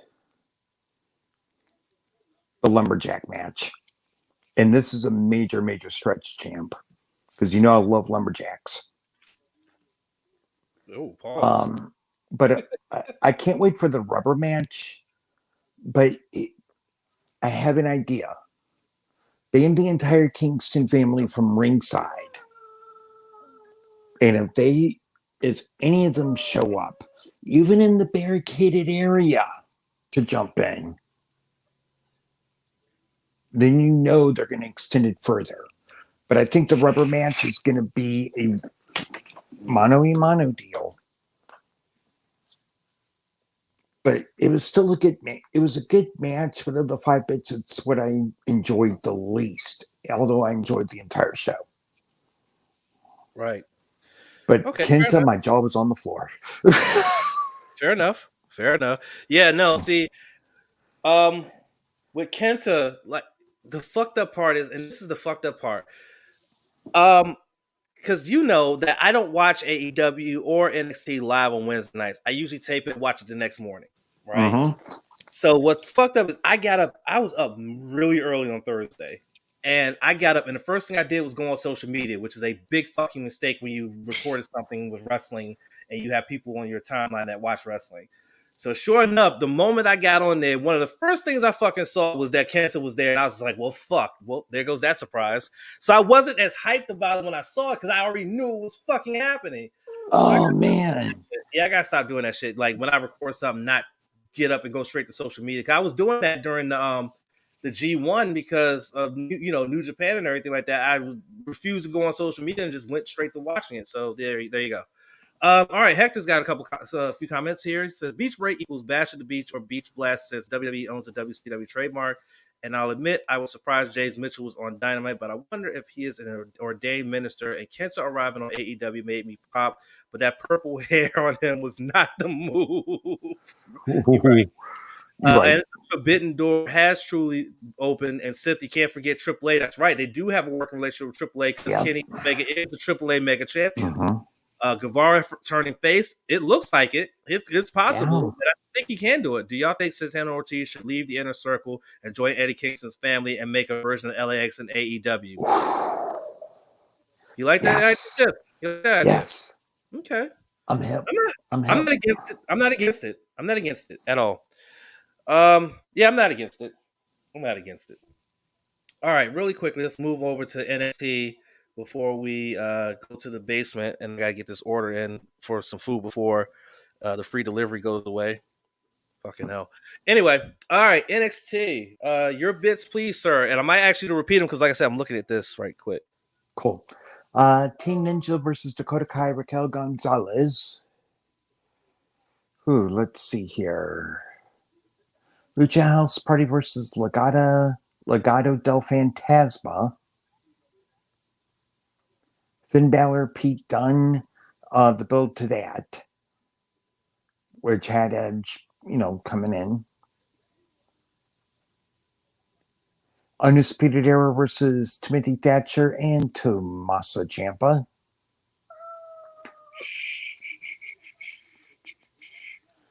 Kurt Stallion versus Santos Escobar.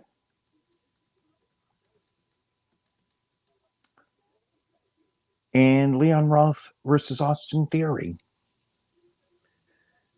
I like Leon Ruff versus Austin Theory, but I'm not going to rank that as either good or bad. So let's take that one out. What were the other four? Okay, your other four: Lucha House Party versus Legado del Fantasma. Team Ninja versus Dakota Kai, Raquel Gonzalez. Kurt Stallion, Santos Escobar. Or overshot this, my bad. And Undisputed Era versus Timothy Thatcher and Tommaso Ciampa.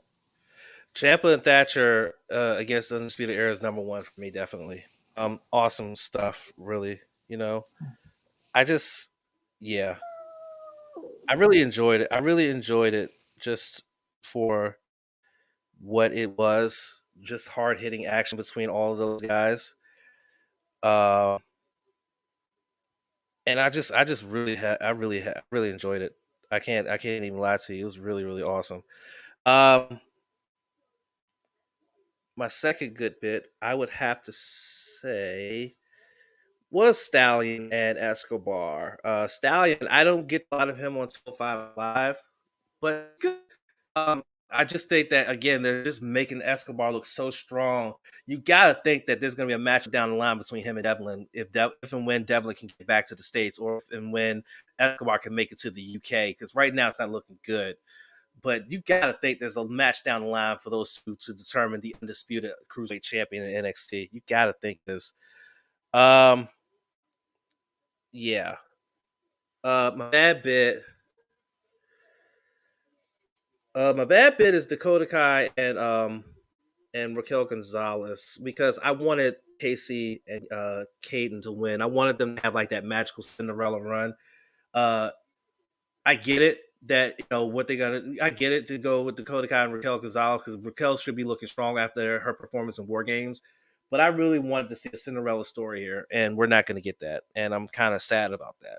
To be fair, yeah.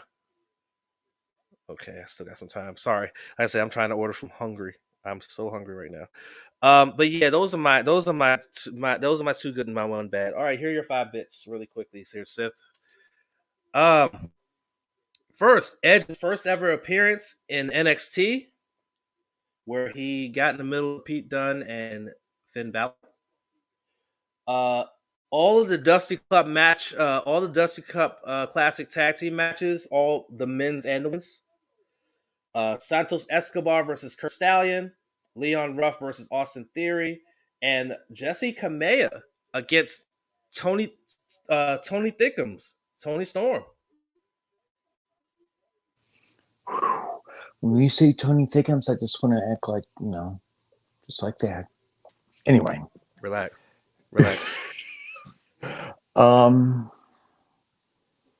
This is really tough. Number one would have to be the Dusty Rhodes matches, men and women. Just really take away my feelings about Team Ninja losing. I feel the same way. I wanted to see Team Ninja win, and of course they're gone. But strike away my personal feelings about that. All the matches this week in the Dusty Rhodes Classic were really, really, really good. So that's my number one. My number two, I'd have to say Kurt Stallion versus Santos Escobar. I cannot wait for Devlin Escobar. Oh my God. That is going to be sick. It really is. This sucks because this was really, really, really a good night for NXT.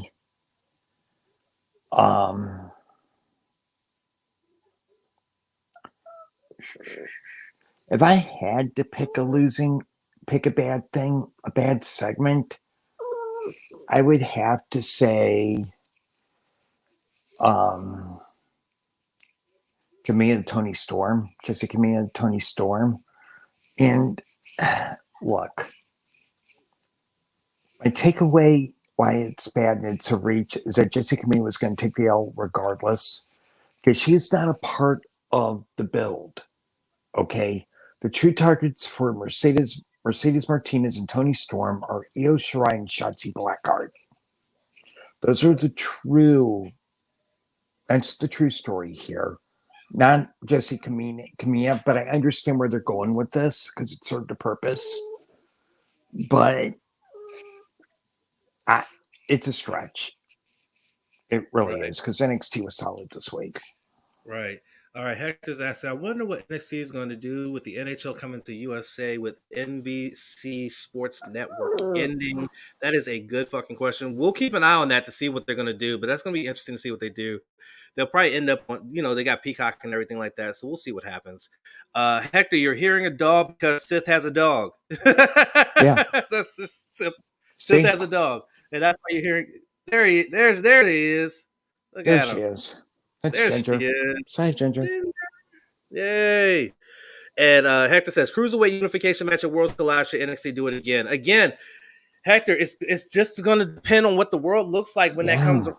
Right now, there's still strict travel restrictions when it comes to travel between the United States and the UK. So you got to take that into consideration. If those travel restrictions get lightened a bit, where there's no need for a quarantine as long as you have a negative test, then I'm pretty sure that kind of thing can happen again. But right now, that can't happen because of the fact that travel is it's like really strict. It's really, really strict traveling between those two countries. And same thing with traveling to Canada and stuff like that. Mexico, not so much, but Canada, yeah.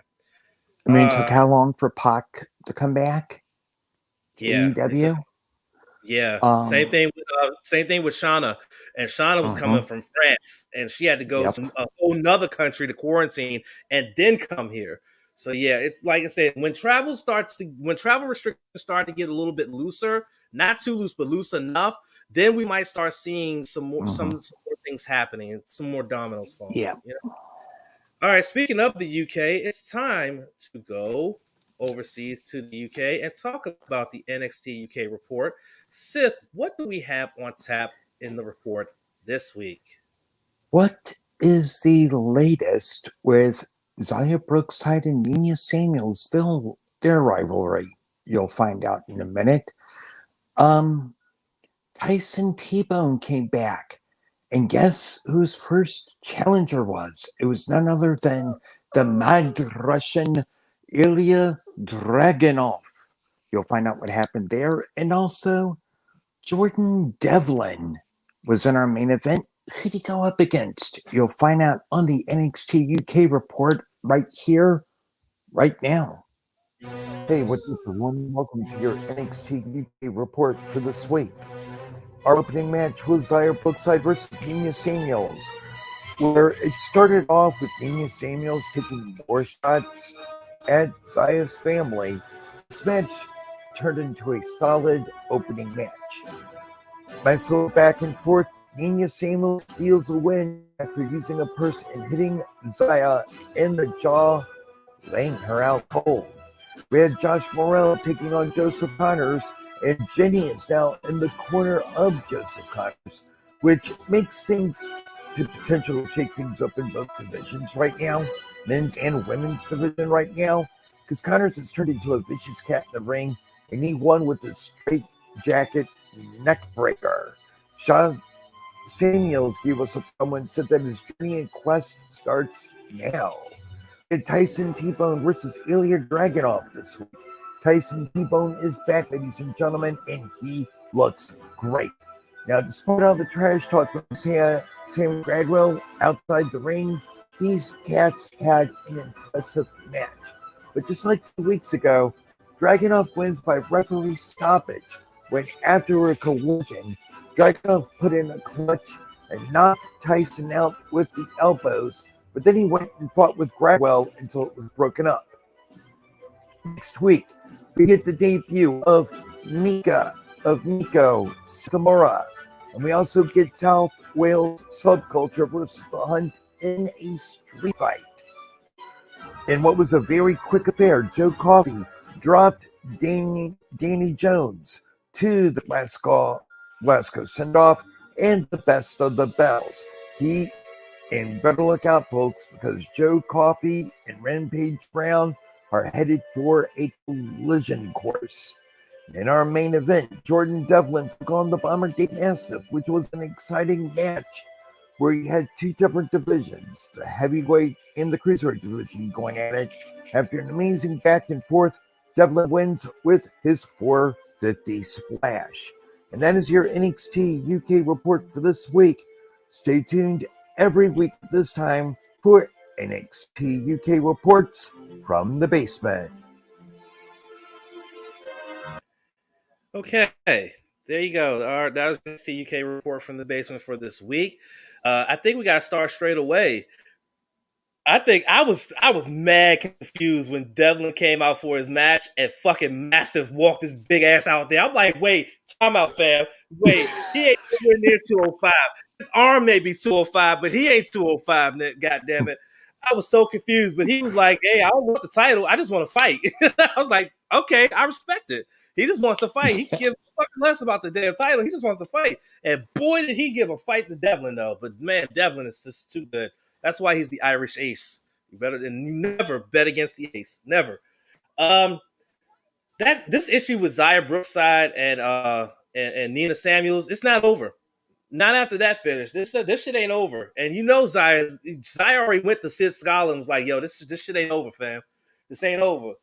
Joe Coffey, listen, I'm gonna tell you like this. I'm officially a Gallus mark. Gallus boys on top, baby. Let's go. Joe Coffey be talking big shit in the ring, though. He be like this is my kingdom, son. I'll be like, yo, I would hate for a Bama to be beat me up and then call me son. I would hate that shit, dude. I would hate it with a passion. But he gets it all so well. I love it. Gallus boys on top, son. I love it. Let's go. What else happened on here? I cannot wait. I'm gonna be honest. I cannot wait to see Mako's debut because I have not really been into the Joshi wrestling world. I'm sure my guy Dem, who's part of the team as our Joshi Pro contributor and analyst and expert, he probably has seen a lot of Mako's matches, so he could probably tell me more about her than I could even try to find and research. But I can't wait to see what she does when she comes to NXT UK. Can't wait for that. And I definitely cannot wait for Joe Coffey versus Rampage Brown. Give me that in my fucking veins now. Give me that shit. And then Ilya, listen, Sam Gradwell is a prick. let's just be honest. Sam Gradwell is a complete prick. And I can't wait for Ilya Dragunov to just snap on him and beat the fuck out of him. Yes. Beat the fuck out of that fucking prick. Jesus fucking Christ. Oh, man. All right, we got some comments here from Hector. Ilya Dragunov is a small guy, but he hits like as if he is Walter. Listen. Yes. If anybody still has not seen Ilya Dragunov versus Walter, what are you fucking waiting for? That was a match of the year candidate, and it came towards the tail end of 2020. Jesus Christ. Go find that match and watch it, and then come back and let us know what you thought about it. Neil Samuels messed with Zaya's father, Robbie Brookside. I don't know about that, but I know that Nina Samuels was saying some foul shit about her family though, which led to this confrontation. So, but yeah, good solid week of NXT UK again this week. Really solid. They continue to produce such great content out of the UK, given the fact that they're also dealing with lockdown. I'm pretty sure that they recorded more footage prior to this recent lockdown that has happened in the UK and everything like that. So hopefully there won't be any shutdowns for them, like what happened in 2020 when the whole world went to shit because of COVID-19. All right, we're coming down to the ending of the show here. We are already almost at 2 hours. Fuck me. All right, Friday Night SmackDown. It's the fallout from Royal Rumble. Where would we find out? Would we get a decision from Edge? He was already on Raw and saw Drew McIntyre. He was already on NXT and saw good old Finn Balor. Would he show up to SmackDown in front of Roman Reigns? Well, let's find out, shall we? Sid, hit me with your bits. Pause. Let's see here. Let's have a little fun here. Daniel Bryan versus Cesaro. Dominic versus King Corbin. Bayley versus Ruby Riott. Roman's promo with Edge.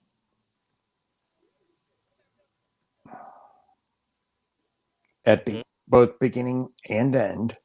Mm-hmm. The IC match between Triple Threat match. And Otis and Chad Gable versus the Dirty Dogs.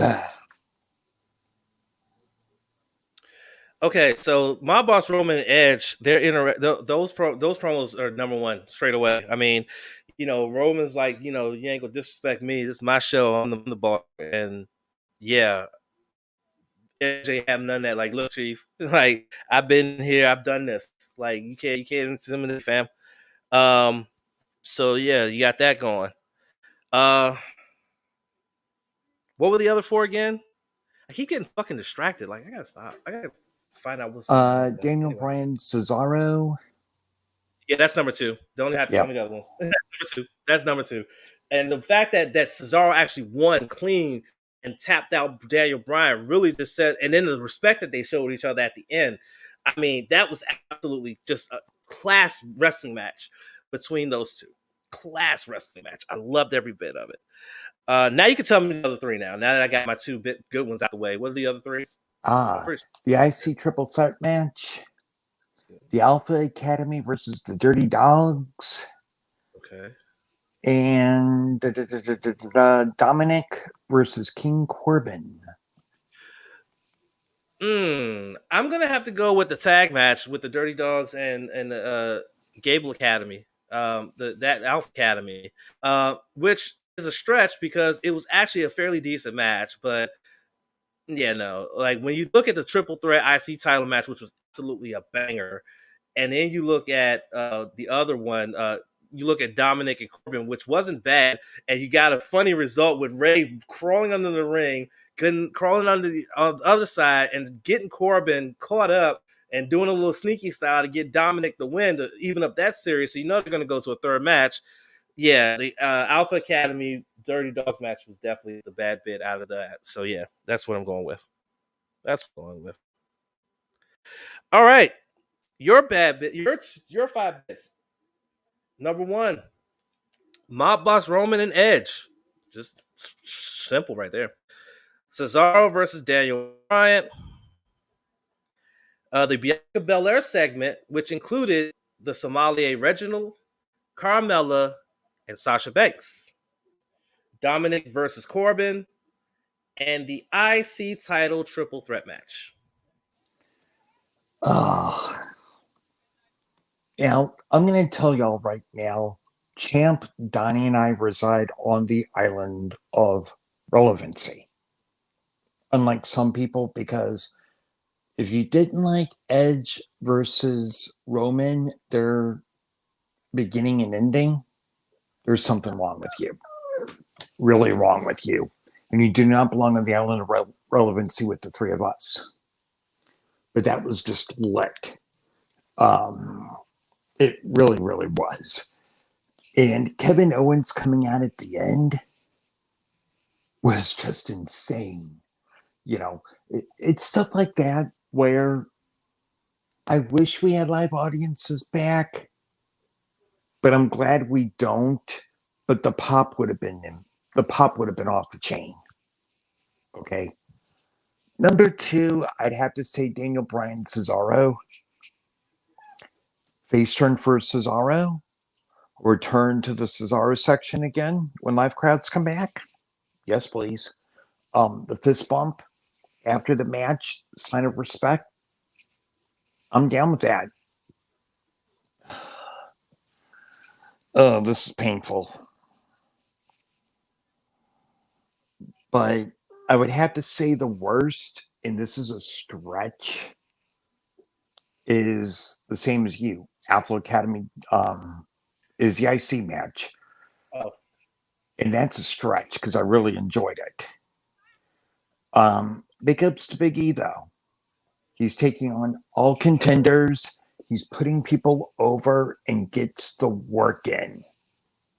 But this is the only thing I hated, the only thing I did not like this week.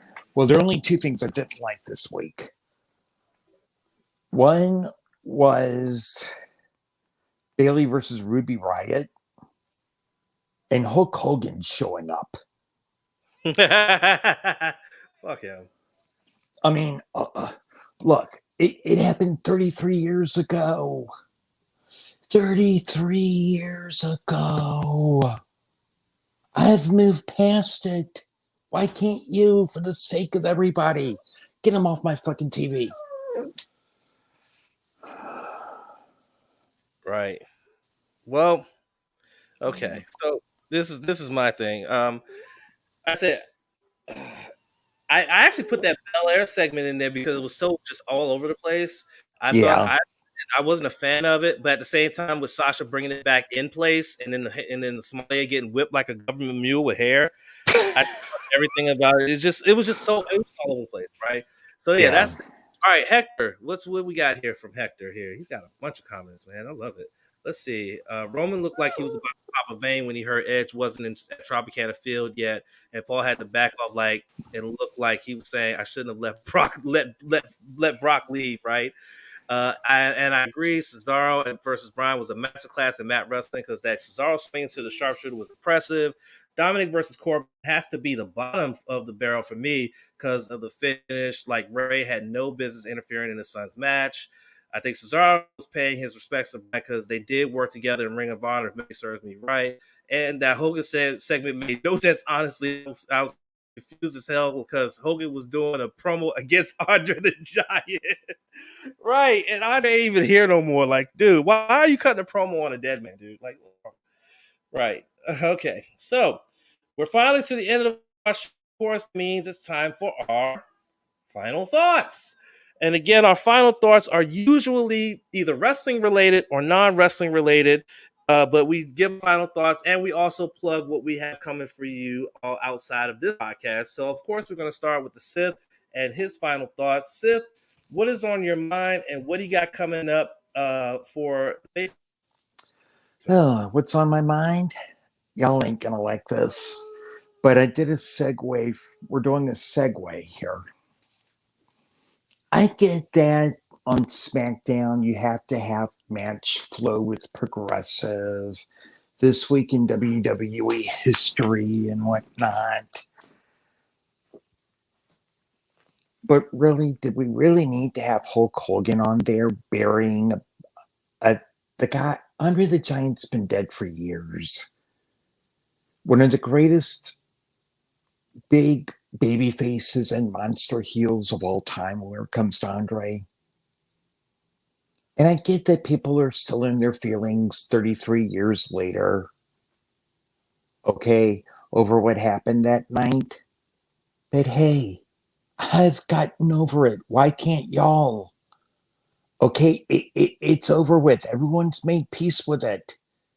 I mean, come on. If you're going to put Edge over, put Edge over. But this was just typical grandstanding. They gave a guy who isn't liked by some of the younger people in the locker room. A few minutes to talk, and it just made no sense at all. And that's my final thought is just keep Hulk Hogan off TV, please. Unless it's something sensible, just keep him off. It'll save us a lot of misery. And in the basement, we're in part 3. We're into the top 40 of the essentials, and also some very intriguing questions have hit in Q&A land as well. That's so much more Sunday in the Basement, champ. Right. So, over the last few weeks, I've gotten into watching Twitch streams. People playing games or just chatting on Twitch, including some wrestlers. Evil Uno, Kip Sabian, just to name a few. And I've made some friends somewhat in this whole thing. Like I'm a big part of what's known as House May, which is Mariah May's group of friends and followers and stuff like that. We play Among Us, all this good stuff. It's been fun. It's been something for me to have in between preparing for this podcast and working to keep me from going into a very deep, dark depression, is having that sort of thing. But what I've noticed in a lot of these Twitch streams is the thirstiness that exists. There's two things that I've noticed that really irritate me. The thirstiness of people that they'll go into a well-known person's Twitch stream and they see that they're interacting with their chat. So they'll type in a message. But if they don't acknowledge that message, they'll repeat that message again and again, trying to get them to acknowledge that message on that stream. You guys are nasty. Y'all fucking disgusting when you do that shit. You look desperate, you look thirsty, and you look disgusting. If they don't acknowledge that tweet, they don't acknowledge the message, clearly it's a message they don't want to acknowledge. Or maybe they missed it, but you don't have to repeat it over and over again, especially if the second time you do it and they still don't acknowledge it, then clearly don't want to acknowledge it. Move on. You're fucking disgusting when you spam somebody's chat box with a message that they clearly don't want to read out to their followers and their viewers. And the other thing that really, really, really ticks me off, if a wrestler is playing some kind of game, and it's a non-wrestling game, and they're not just chatting, they're playing a game, why are you in there asking them wrestling questions? Maybe you want to be away from wrestling for a couple of hours and be a human being and a gamer. Why are you in their chat asking them wrestling questions? I saw this last week in Chase Owens' stream. He even said it. He's like, dude, this is not Q&A. But yet the band was still in there asking him wrestling questions. And I'm like, are you an idiot? Like, yes, they're wrestlers. I get it. Yes, they're performers. They wrestle. But when they're on Twitch, they're playing a game and trying to have fun and entertain and provide content for people. Why are you sitting there like trying to ask wrestling questions? Let it go. Talk about the game. Talk about the fucking game being played. Ask them how they're doing. Stop sitting there and saying, so Chase, is Kenta part of your group chat? Or you look like an absolute stupid mark.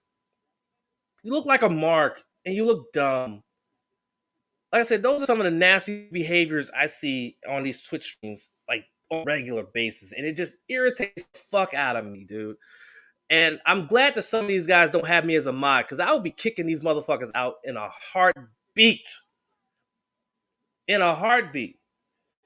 That behavior's got to go. It's just nasty. It's just nasty. Anyway, so I'm back on Sports on the Hill this Monday. The Wizards Roundtable, and most likely for football, probably don't know yet. But I will definitely be on for the Wizards Roundtable. And man, oh man, it's been a rough week for the Wizards. And so we're gonna talk about that's gonna be coming up this Monday. Time to be determined. But I'm in there. I'm in there. All right, let's bring Sif back in and let's look at these last two comments here. Let's see. It's 5:05 p.m. Man, this episode went fast. To you, shit, it don't feel that fast to me. Anyway. Yeah, no. And I made a friend with I made a friend with you, Chad, because without you, I wouldn't have found this podcast. So I'm grateful for you, my dude, Hector. I appreciate you, man. Oh man, that's a humbling comment right there. I love it. That's awesome. But that's about it. That's about all we got for you guys when it comes to when it comes to this, we'll get it. I'm stumbling all over words here. Oh, hey Chad, even though I'm a Celtics fan, but can you pass me the Wizards podcast link? I'll definitely do that, Hector. I'll send it to you. I'll message it to you. The page where you can check out that. You can check that out. It's Monday night. They stream it live and stuff like that. So I'll get that to you. But that's it. That's all. We've gone over 2 hours. We talked about the Royal Rumble. We've talked about the We Buzz. We talked about New Japan, all this good stuff. So we're done here. We are done here. We will catch you guys next week. Again, I'm experimenting with doing the podcast on Twitch. We may make that a permanent thing where we do the podcast across all the three of these platforms, so that way we can reach different audiences. I'm also thinking about, and I've been brainstorming this. I'm thinking about maybe a couple nights during the week, maybe a couple nights during the week during like games, like on like PC games, like Marvel's on stream on one night, and then maybe some Among Us on another night, myself, and then see if I can get some people to get involved in that, as well as and Sid, this was an idea I was floating in my head for you, as someone who's watched wrestling for a long time, maybe like on a day, like maybe on a Friday, you do something called Flashback Friday, where you watch a vintage show on stream and just react to it. Oh, that could be an idea. We'll talk about it. I'm brainstorming some ideas because I want this Twitch channel to really be a good avenue to provide content outside of the normal social media platforms. All right, Hector, take care, bro. Take care, buddy. But that's we're thinking about that. So just keep an eye on our Facebook page, facebook.com/, no spots pod, and see, we might make some announcements on there about what we're gonna do in terms of the Twitch channel. But anyway, that's all. I'm rambling, and my food should be here in about 30 minutes. So talk to you guys later. Peace. Peace out.